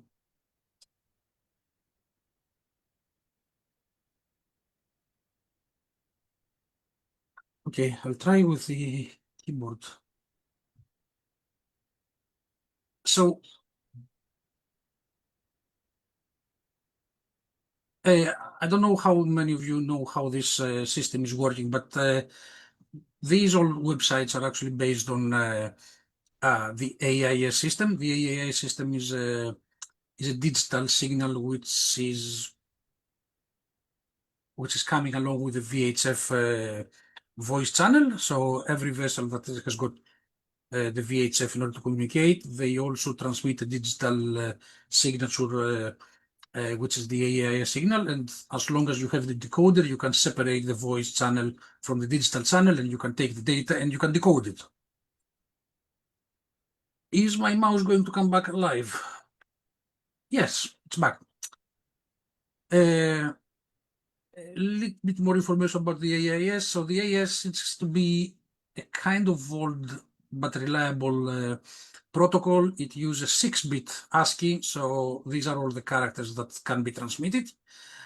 But that's not the whole truth. The reality is that, let me go actually to something that I can show you. The reality is that, and I will open my file. Can you still see my screen, right?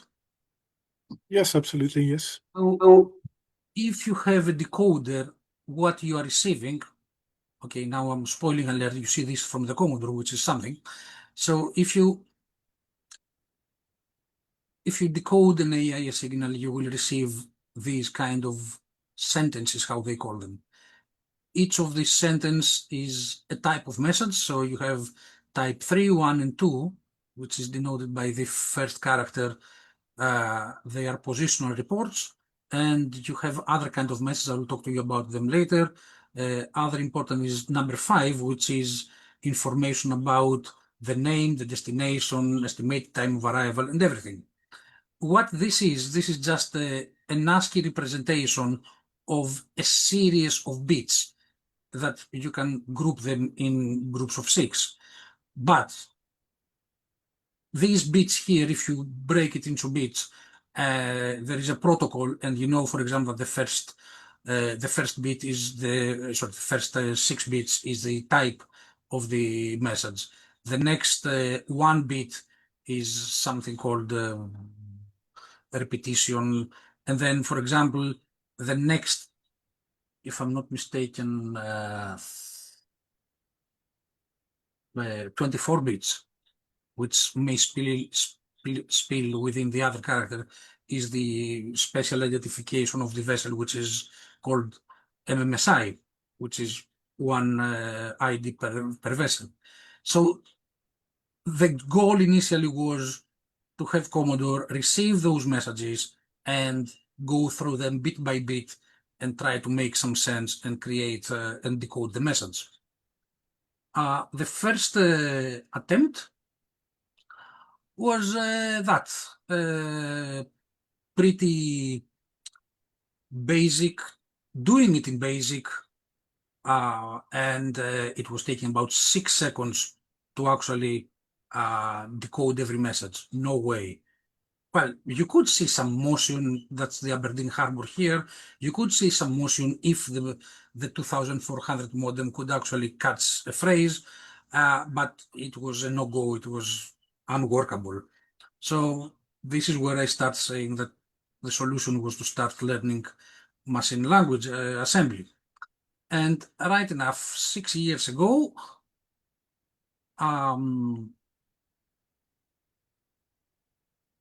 6 years ago, the code has evolved to about 10,000 lines of code, which is decoding the message and presenting them somehow. I'll tell you the somehow. Now, I had to actually focus in one domain of knowledge. I had to learn assembly and actually learn how to use it in a functional level, but I had no time to learn on VDC and how the presentation works because I would never have finished. Then my attention was caught by a software called Basic 8, which was an enhanced BASIC for Commodore 128, and that gave me VDC ability to create high-res graphs on the VDC screen, which was interesting because I can get 640 by 200 in a multicolor, and you can actually go up to almost 720p if you use only one screen, providing that you have a 64K chip on the VDC RAM. So then the question was, how do you actually merge the machine code to work with BASIC in a way that it can actually give some kind of presentable and working example? And that's the subject of this discussion, because previous time I didn't show a lot to people. The code was working, but it was not that polished. So I want to talk to you about that part of the code as a technique and how it communicates with BASIC. Now, in BASIC 8 and in BASIC 7, I'm not sure in BASIC 2 for 64, there is a misunderstood command called wait that I've seen quite a lot of videos and people wondering what it is and how does it work. So I came to realize that the wait command on Commodore BASIC is an event handler if you treat it nicely. What you do, you just set a mask that I want to listen for changes on bit 7, on bit 6, blah, blah, blah, blah, blah, blah, and wait for this. And then you have a mask that essentially is used to acknowledge the flip of the bit. So in BASIC now, I've got, I'll show you exactly what it is. In BASIC now, I've got one single loop, which makes BASIC more or less sleeping, doing nothing, and waiting here forever for these bits to flip. And if you go back here, if the 7-bit flips, then okay, someone press a key and machine language caught it. It's being notified and it's waking up and it's actually handling the key press. If the 7-bit did as the 6th is an error flag. The one which of course is used very, very heavily is the bit 5, which is I have received an AIS message. Actually, what does it do is that I have received and decoded an AIS message and it's ready for you BASIC to actually handle it. So it raises the control, the bit. BASIC is waking up, so it doesn't take resources from the system running an endless loop, and it does something 1 minute, then goes back to sleep again. And there are some more interesting things, like I'm checking if there is live life in the serial port, if there is if the serial connection has connected or disconnected. There is a heartbeat tick that ticks every second in order to update my clock and, you know, synchronize BASIC with certain things. There is a mouse flag. I created a mouse driver of machine language, and what this is doing, whenever I click something or move something and machine language does not consume the event because it doesn't find something or it doesn't have anything to do, it just let it surface by setting this bit to 1. Basically wake up, says, okay, I've got a mouse event, I have to do something because nobody else cares about it, and does something with this. And there is a final bit 0 here that if the machine language here feels that there is a lot of pressure in the system and a lot of data to be decoded, or there hasn't been a lot of activity, it wakes up BASIC to do something. Now, that brings us to the second part of the software. Why wake up BASIC? Well, if you're running something which is BASIC plus the machine language, you probably understand that there is no main loop which is running endlessly in the machine language. You can have one or the other, or at least I have not found any other way to do it. So the only thing that I've got here is the IRQ, which is being fired. Where's the IRQ? So it is the IRQ here, which is fired every 200, which is running on a 200 hertz on the SIA. And it does certain thing. What essentially it's doing, it's draining the serial port data. And actually, there's nothing else to be done. Somehow I must handle the drain. And the easiest way that I could find to do this one was to use the IGON vector of BASIC. What the IGON is doing is a vector in Commodore BASIC that says, before you run every line of code, I run this. So as long as BASIC is being executed, in between the lines, it executes the machine language code that you want to execute. And that works beautifully, I think, up to now. What happens is that if the machine language finds that there is pressure, it wakes up BASIC, and BASIC goes through the IGON. And that's my main loop, essentially, which is running in between the lines of BASIC. And this is the one that actually says, okay, BASIC woke me up, machine language woke me up because it was under pressure or because it received the message. I better go and do something. And what it is doing, I'm actually picking up the message that has been decoded and notify BASIC, take the message and essentially start doing works with him, you know, put it on the REU to store it on the disk drive, or because BASIC is actually waking up from a message, and along with the message that is being notified, it says the type, BASIC can actually go, okay, good, I've got a message, now I can go and say what type of message it is. It is message number 1, so it has a course.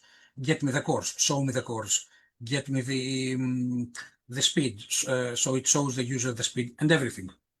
And that seems to coordinate quite well. So essentially you have three loops running. One is the IRQ, as I told you, which is running in 200 hertz and is actually draining the serial port.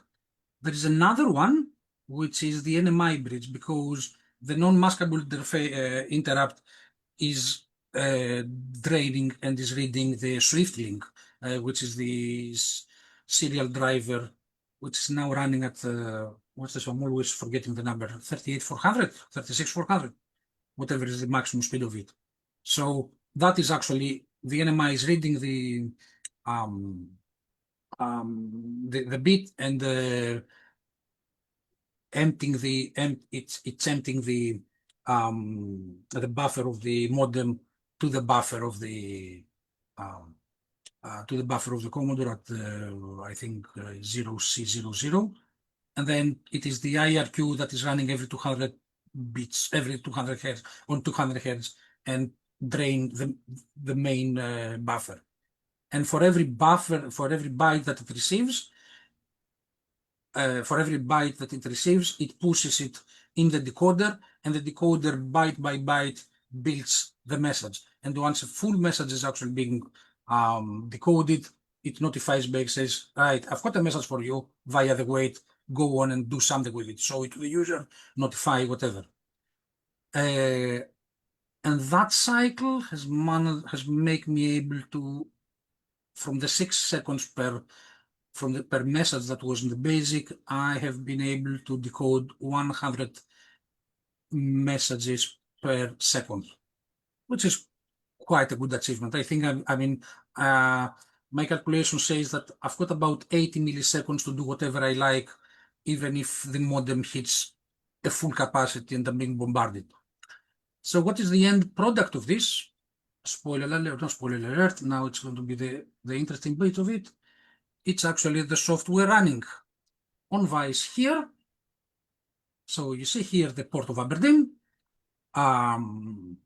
Every color is the type of the vessel. If you are lucky enough, you may see some of them moving around, because with the help of RAU, I've got about 1,000 soft sprites that they can move around. So the motion is quite smooth and nice, providing that someone decides to move his vessel tonight, but that's quite late here. You can see that for every tick that happens every 2 seconds, BASIC is waking up and updates the watch, the clock. Currently, the modem is connected.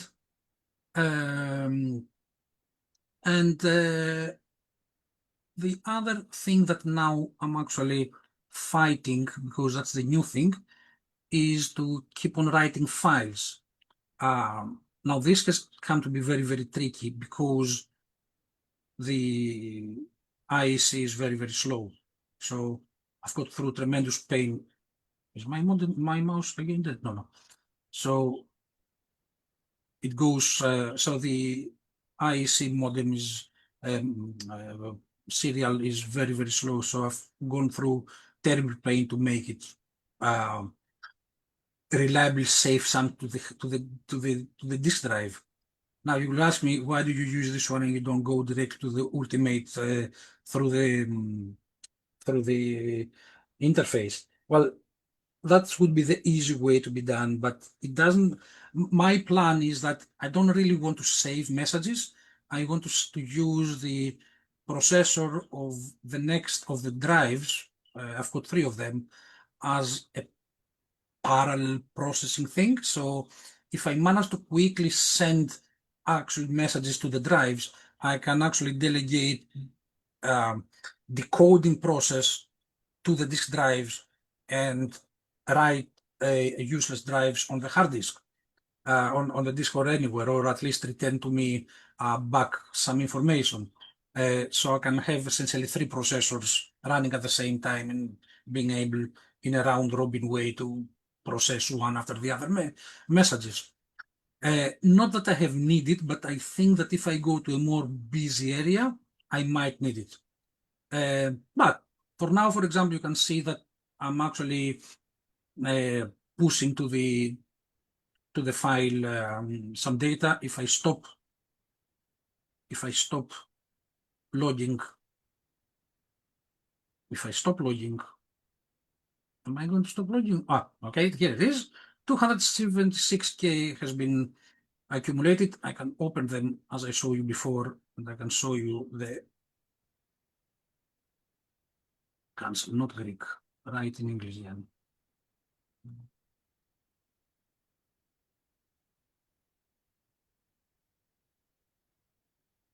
Is it used? I said stop. It was still writing. It was big. Let me see. Can I now write it?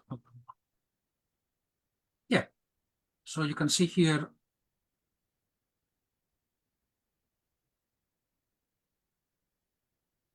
Come on, open up.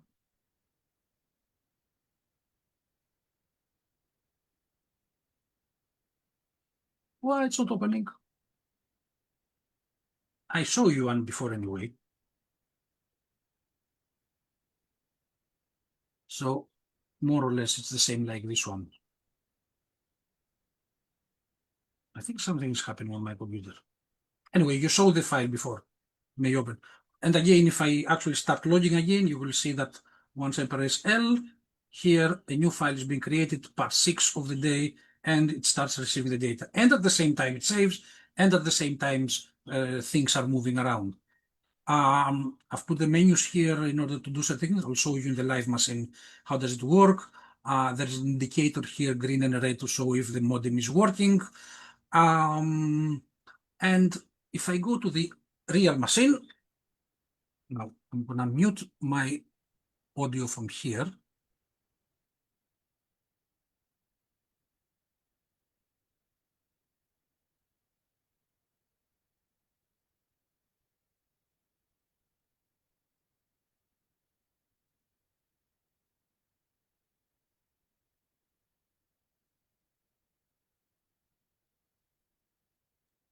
Can you hear me if I start shouting?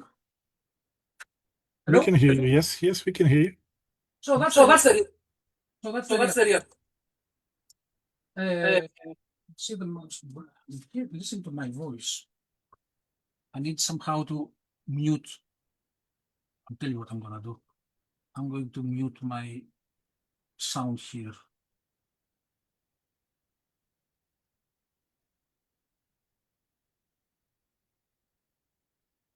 There.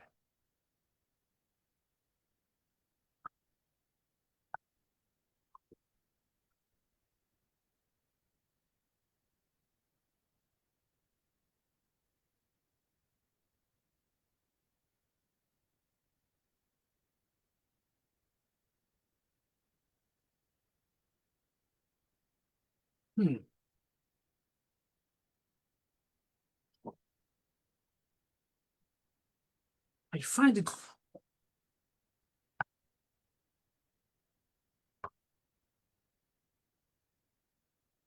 sorry about the technical problems, but back to it. All right, so I hope you see this one moving.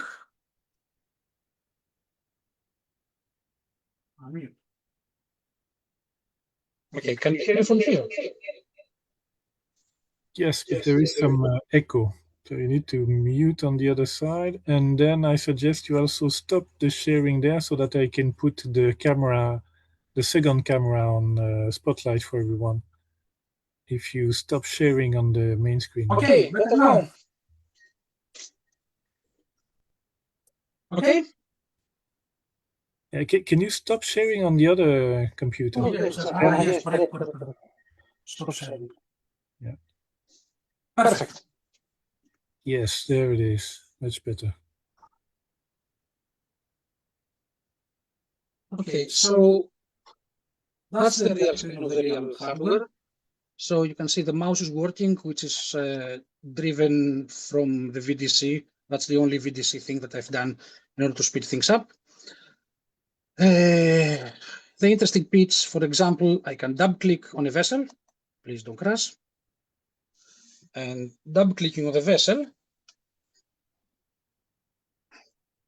And you can see here the information of the vessel, what is the MMSI, what is the class, latitude, longitude, speed, course, heading, navigation status, its name, call sign, destination, where it goes, and there is a QR code kind offer from Martin Goodwell, who actually wrote the code for the QR. And you can take a photograph of this one, and it will actually send you to marine traffic, where you can see the actual information verified and that is correct. And you can close it. I mean, this is the time that this software has been very, very stable. So I've started working on adding some functionality. For example, now I have got a diagnostic screen here, which is not that responsive when you click. These counters is coming up. So you can see here that since the moment that I started the software, I have received 12,067 messages.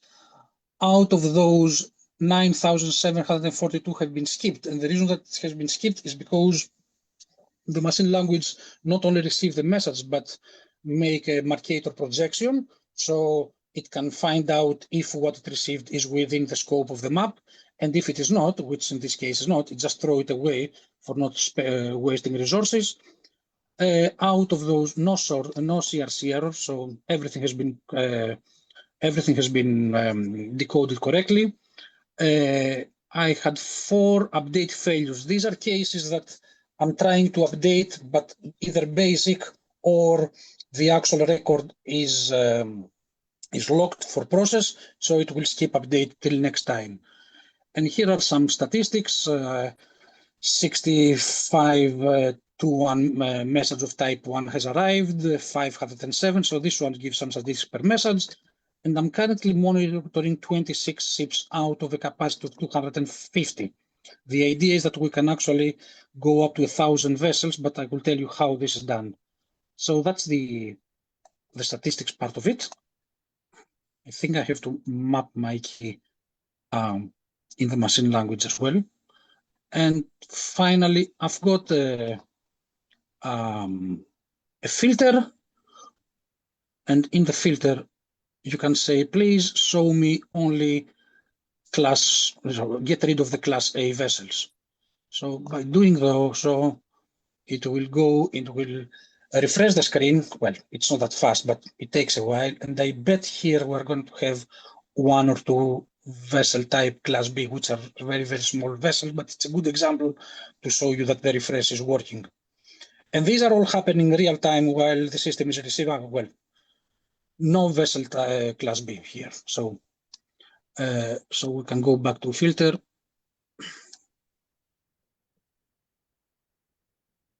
And I can bring back class A. Now, I have not implemented those things, but they are so quite straightforward. I can actually filter by special kind, by passenger vessel, by cargo, by tanker, etc., etc., etc. So if I bring back class A, now the reason that the click is not very, very responsive is because I'm not still handling it from the machine language at this level, but once I do it, it will actually pick it up from there. It may not, well, I think it looks interesting because you can see actually real traffic happening, and the sprites are working and the classification is correct. You can double click and you can see what sort of vessel you have. The other interesting thing is that the time here is not coming from the real-time clock of the machine, but it comes from synchronizing the Commodore with the AIS system. So once it receives a message type 4 that is actually a timestamp, it sets the machine clock to actually depict the correct date and time, and it actually follows things quite reliably all day around. But the machine language code is there actually, it's quite stable. So now I'm going to start focusing on making it more interesting. I want to add zoom in, so you can zoom in areas, hover over. So if you hover over a certain time, you will see quick information instead of having to double click. Because at present, for example, you still have to double click in order to get information like I'm doing right now. There. Another class A NS Iona gives you information. I will probably revert to the Ultimate 2. I will probably revert to the Ultimate 2 cartridge in order to save the data, because I need to save travel, trip information, so I can draw actually what was the trip of the vessel. I want to keep decoded information for certain vessels, and there is an Easter egg that I hope to show you in the next meeting, because this is basic 8 and it's actually quite extensive. You can actually turn this thing into a 3D view, and you can ride the vessel in a Commodore 1288 and travel around the port in the 3D environment. I don't know how fast this is going to be, but I will give it a try. I believe that once, yeah, that's it. I mean, I believe that once I do this, I think I can mute my video and come back here.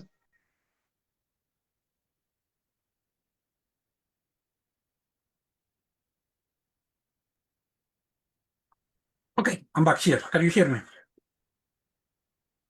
Yes, we can hear you. Yeah.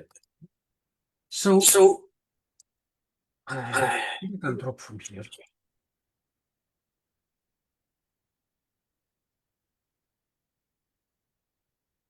So I believe that this is the most difficult part that has been done. I know that vessels might not be the prime interest of everybody, but it's going to be just a 2 days conversion to actually make it into a flight radar and pick up flight information, and people are much more excited about seeing their flights arriving.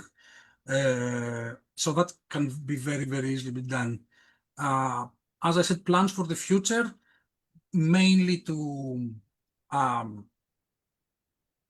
plan for the future is to support not only the SwiftLink modem, but to support the WIC and the native Ultimate 2 modem via the IOs. So I don't have to load all this driver code, which might still be useful for those people who may want to use it directly from the decoder with a USB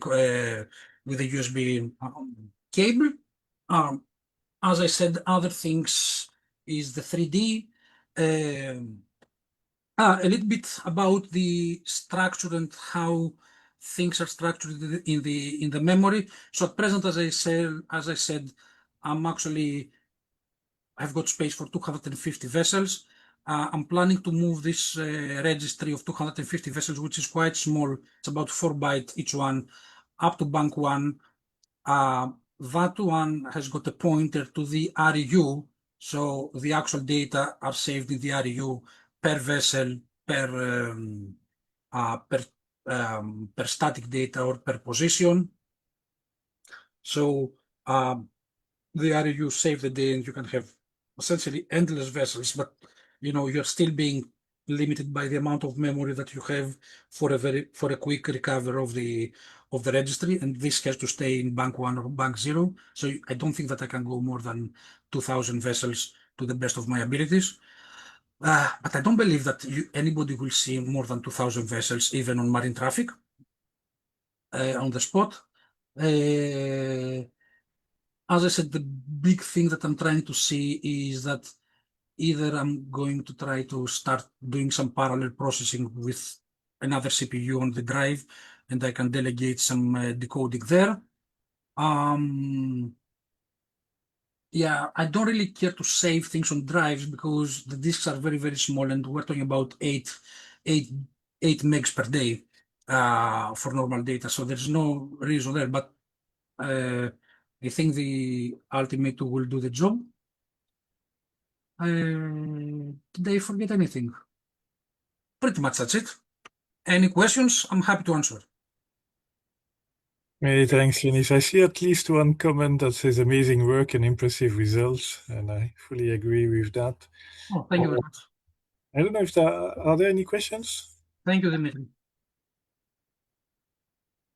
Otherwise, maybe it's just a detail, but when you did the demo, you activated the logging, then you stopped the logging, and then it was still writing, so you still had the file open. I was just going to ask, did you implement any kind of limit, or No, is there... I mean, any help will be appreciated here, because I mean, all those things I just did it with a lot of pain for the past 6 years trying to understand what happened.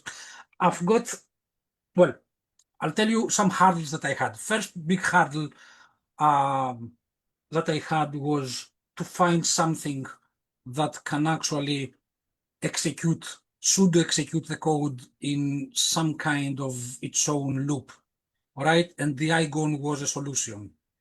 Before the IGON, I was loading everything to the IRQ, and it was pretty horrible. It was breaking, it was because the state of the machine was not always the correct one in the IRQ, so it was horrible. So the IRQ, the IGON was one breakthrough. The other breakthrough that I managed to do was the REU. Now, I'm going to save you the pain for everybody who tries to use the REU. Don't try to access the registers running it in 2 megahertz. It doesn't run. You need to run it in 1 megahertz, because if you do the mistake that I did for a week to run it on 2 megahertz, the data are corrupted. It has to run on 1 megahertz. So whenever I was actually accessing the REU, I had to go back to 1 megahertz for a split, do the thing, and then go back to 2 megahertz. So that was the second hurdle that I had done. On the issue of writing data, I've got essentially 2 double buffers. One double buffer is the one that is emptying the modem data. So it uses the one and then notifies, and then it starts using the other one. So that has been sorted.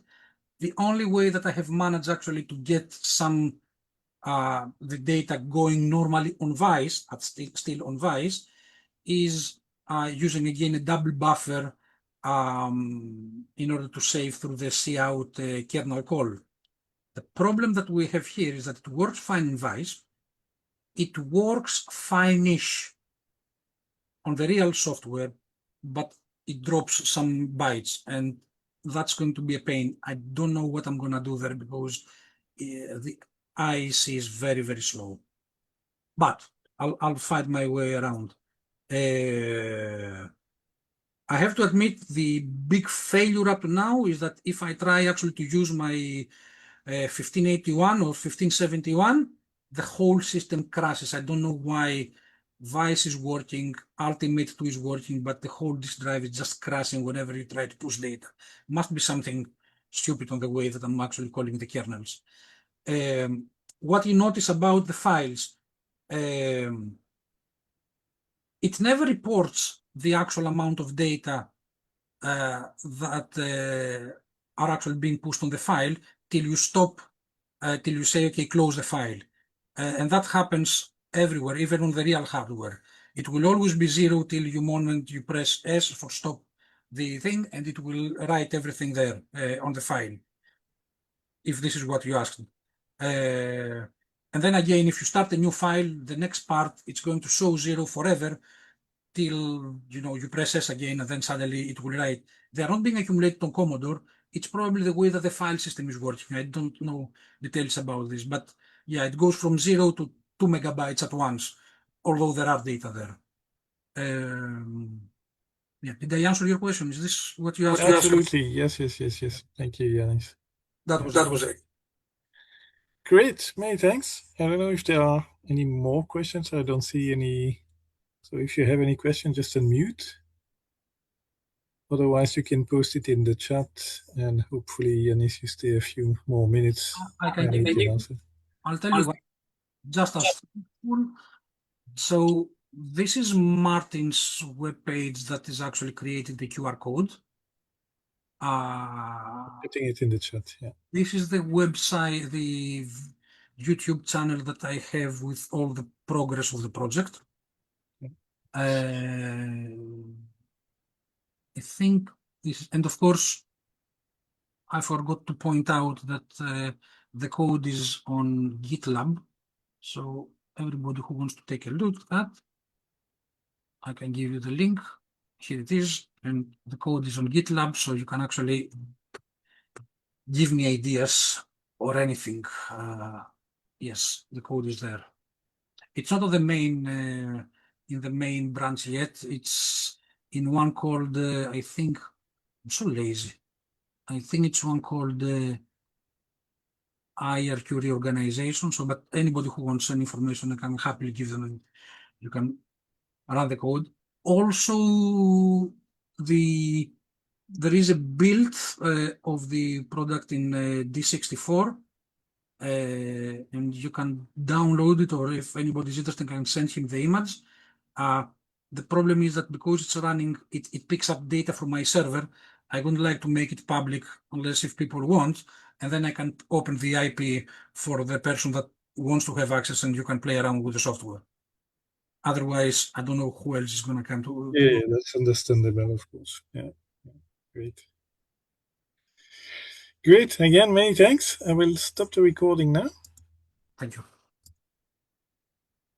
And then I will call for the next. Oh, actually, next one is me. I will start sharing my screen.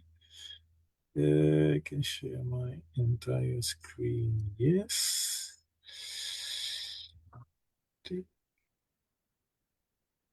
Actually, I need as well to start recording.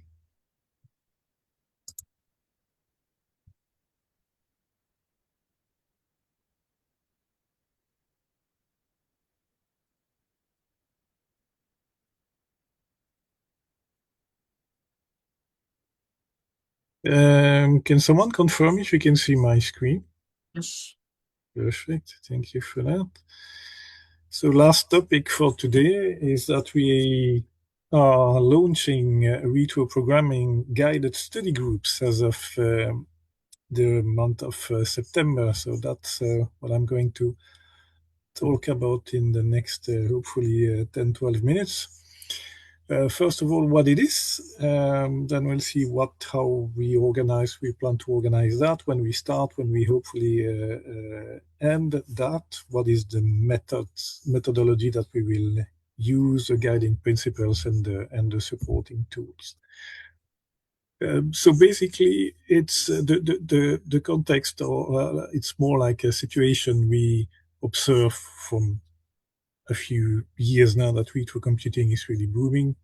There is more and more interest that is, I guess, revived by the fact that you have multiple machines coming back on the market, like machines from retro games, like the C64, the VIC-20, the Amiga Mini and stuff like that.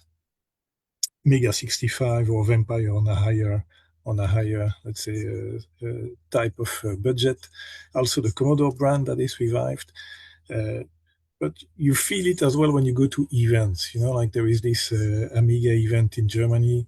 Amiga 37 was one day, then we had Amiga 40 2 days, thousands of, or more than 1,000 visitors, stuff like that. So what we observe is that, of course, the community is still based on a majority of people who are just collecting. Oh yes, I have like 25 C64, 7 128 to pet, blah blah blah. And people, what they do mostly is retro gaming, right? We have a lot of people, like I call them hackers, like the people attending this call, for example, today, who have more or less always been there doing new projects here and there. Sometimes they disappear for 2 years. They come back with a new project and stuff like that. They've always been there. But there's a lot of people who are now coming, as I would say, I would call them newcomers into the retro programming. And they have a lot of interest. So mostly it's people who are more or less our age. And when they were a child, they had the computer at home, but they're using it only for playing games. And now they get back with like, okay, I have a C64 or whatever, and I would like to do something with it. And there is interest, and you see that into these fora, the forum of retro computing. You see people coming and say, oh, I've started learning BASIC, and I do this and I do that. And they have issues. And then after some point, most of them, they stop it just because there is lack of support, right? They come to these forums, they ask for questions, and they get like 200 answers, and out of these 200 answers, maybe 5 are really valuable, but you need to filter out and try plenty of things. So a bit the intention of the guided study groups is really to support these people in their initial learning journey. The people who are really starting up are welcome to join these groups, so that they can get someone to, let's say, hold their hand and introduce the things nicely to them. But of course, they need to be active as well. So these study groups will be then organized as kind of guided workshops, but we expect the participants to be, of course, actively contributing. So active learning, the best learning is actually learned by doing. But I will come back to that later on, but it's basically what we expect from the people to do, that there will be assigned some kind of activities, and then they have like 1 week or 2 weeks to prepare, playing at home with that, writing some code, and then the next session, then they come and present it. In terms of timeline, so it has to have a start and an end. It's not something that we plan to run for like 2 years time. It's really like putting the people onto the right track so that they start learning, they do something, and then they learn. Hopefully they learn something and they have fun. That's the most important part. So learning by small steps. So the idea is to start in September and to end sometime end of the year or beginning 27. And limit really to the, let's say, to the basics, so that we make sure that people can start with something interesting, they learn something interesting, they can put in practice. That is the most important thing. So we were initially planning, or hopefully having study groups for a few languages that are listed there. We've been in touch with a few people. So far, there are 3 groups that are fully confirmed to start in September.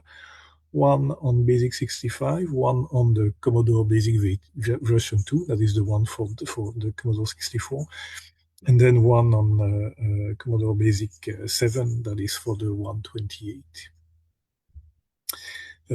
For the other, we don't have what we call a study group lead assigned yet. So if there is anybody willing to take that role, I'm happy to hear from them. Don't hesitate to reach out. For the time being, we are sure we will start with the 3 groups that are highlighted in green now here. And again, what we want to achieve, so it's not like at the end of the period you will get a nice certificate for attending something. No, you come, you join, you participate, you learn something, and overall you have fun. Right? That's really the objective, the main objective. How is it organized? And not going too much into the details, but there will be then 1 study group lead per chosen language. That person will organize planning the sessions. So there will be like sessions every 2 or 3 weeks or something like that, so that people have the time also to get let's say some tasks assigned, and then they have the time to write code and test by themselves, and if they go into issue, to reach out to someone. So that's a bit the idea. The study group lead will facilitate these things. He will distribute some assignments, and then people do, so they learn by doing. And then in the next session, so they get together and they present what they've been learning. The study group leads are not necessarily an expert in the program. They can actually also be learning. In the case that we have now, the 3 confirmed, of course, they have some background in each of the language. Some of them are quite renewed, actually, people. There will be 1 coordinator. That's basically me, who is then organizing the overall thing, but also supporting the study group leads, facilitating them, and in case there is a plan meeting and the person cannot join, then backing the person as well. That's the way we want to proceed. And then again, of course, there is no point in organizing this if there are no participants. So again, active participants, that will be then the target learners, who will learn by doing. Really, what we expect from them is basically that they get some assignment, they discuss, of course, during the first session. I would like to be, maybe one person has already some background and they are more interested in something slightly more advanced, and then someone is still at the basics. So it will be like, I don't know, maybe some person gets data types and how do you do conversion. Maybe someone else is getting assigned what kind of loops and giving some examples. Somebody gets read and write from file system, displaying sprites, disappearing sprites, something like that. So every time a little steps, people present to each other. Maybe at some point there are also some workshops with more contributions where people will then do like a mini projects together. That will be, of course, decided when we see how people evolve. But again, small steps, very frequent follow-up sessions, and people presenting actively, contributing to the overall group. Sebastian, can Yes.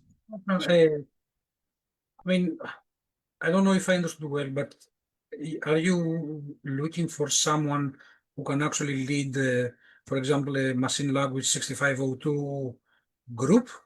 I'm more than willing to. I've spent quite a lot of time now trying to understand this thing, and I'm more than willing to participate if you want, or because you talk only about basic. Yes, for the time being, we were looking at basic, but if why not? So yes. Machine language, I'm happy to add it to the list. That's anybody wants, I'm more than happy to.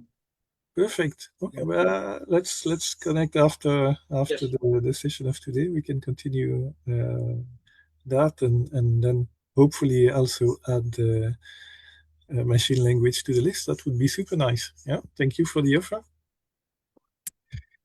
The timelines then during summer, it's about preparation, of course, promoting and starting registering also participants. So there will be announcers on the. So let's say the first announce is actually right now as I'm talking, but it will also be brought on the Facebook page and hopefully on the website once this one is fixed. So registering participants in the different groups. Of course, it's open to anyone, and one person can join more than one group. That's certainly okay. Ideally, we start sometime mid-September with a kind of kick-off event.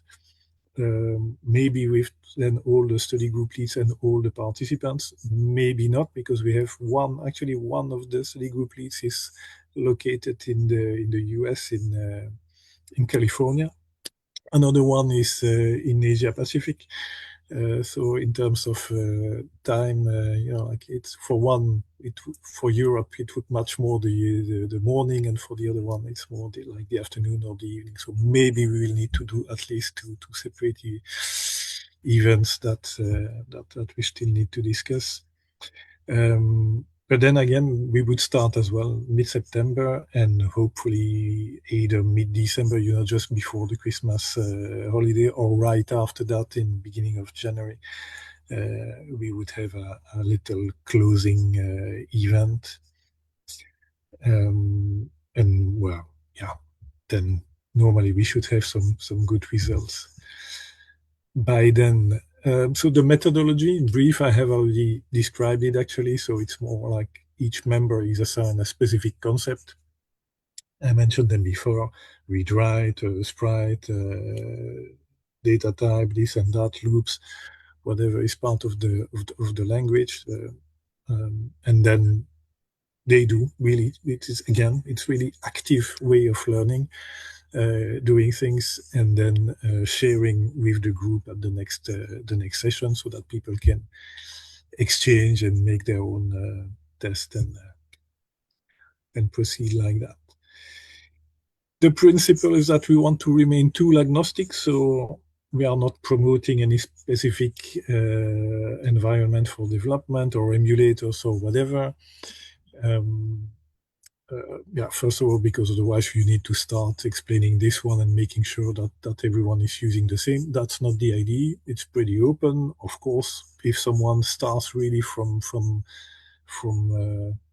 scratch and needs some guidance, then we can mention one or another emulator, or what is the preferred one. But it's not like it will be one IDE, one emulator. No, you come with what you have.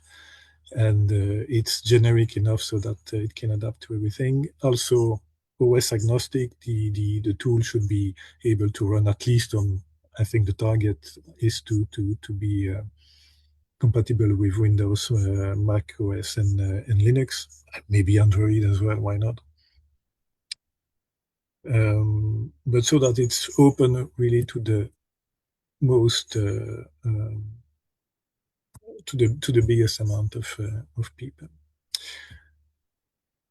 As well, keeping in mind that this is a hobbyist targeted program, right? So again, open to everyone. Not everyone has the same background. Maybe some people are already programming with, I don't know, something more modern, like, I don't know, Python or whatever, or doing web development. And some other people may come with absolutely no programming at all, or maybe they have done like BASIC 30 years ago, or another type of BASIC, which is not the same. I don't know, or they're using current QC or QBasic or whatever, or stuff like that. There are so many now, new languages as well. So the idea is not to, there will not be like assessment evaluation of people or whatever. This is really to have fun. Really, again, having fun is the first priority. If the people have learned a little something, that's even better. And that's really the idea, is to have some nice environment to start learning. We'll be using a certain amount of tools for the meetings. We'll be using Zoom, just like today, because it's quite simple. You don't need to install anything if you use the browser. For the source code repository, we expect to use Git, or if someone has a preference for some kind of alternative, why not? That's to be discussed. In order to keep also some kind of privacy, I think some people maybe not willing so much to do on I don't know, with their name on Facebook or whatever. We'll create channels in Discord. So we have a channel for Commodore Users Europe in Discord. I think it's quite simple for everyone. You just need to create an account with a username that you define and an email address. So in terms of privacy, that's quite okay. And also, even recorded sessions, I'm not sure that we will do recorded session. Again, maybe some people are not comfortable with the idea of having, let's say, their struggles recorded or whatever. But if we do so, maybe some like presentations, we will store that on the Zoom channels, which is something quite new. At least we haven't been evaluating that yet. But the idea is not to put that on the YouTube channels or whatever. It will be some kind of closed environment, so that everybody can feel at ease with, just comfortable in participating into these. So that's how we plan to organize, starting again September. So to register, there is no let's say page or whatever today to register, but you can just reach out to me or to the Commodore users email address, and that's it. Happy to have the first people registering. Of course, any kind of question that people may have, they can reach out again to us either through email or there is even my phone number on the page, or through Facebook or whatever. Don't hesitate to reach out. And I guess that's it for this retro computing guided study groups. Happy to hear about people willing to join. And I will stop the recorder now. I don't know if there are any questions. I think no, these are just comments here from the people who have left. But yes, I will take questions on this topic from the people who plan to participate. I don't maybe expect so much from the attendees in this call, but more for the people following us on, for example, on the Facebook page or on the YouTube channel. Many thanks again. I stop the recording. And of course, the next topic, yeah, just as usual, all the recordings will be posted on our YouTube channel. Many thanks. A big thanks to all the speakers today. I say it every time. If no speakers, no project to present, then of course there is no event. So again, many thanks for that. And we plan to have the next meeting in September as well. So after the holiday, so that when you have put all your effort during your summer project, you can come back and present it in September. Right. Many thanks again. I think it's time to close, except if anyone wants to share something. But otherwise, I think it's late enough in at least in this part of the world. So again, many thanks. I will stop the meeting now, and I wish you a good evening, and see you next time. See you. Thank you. Many thanks. Bye. Bye-bye.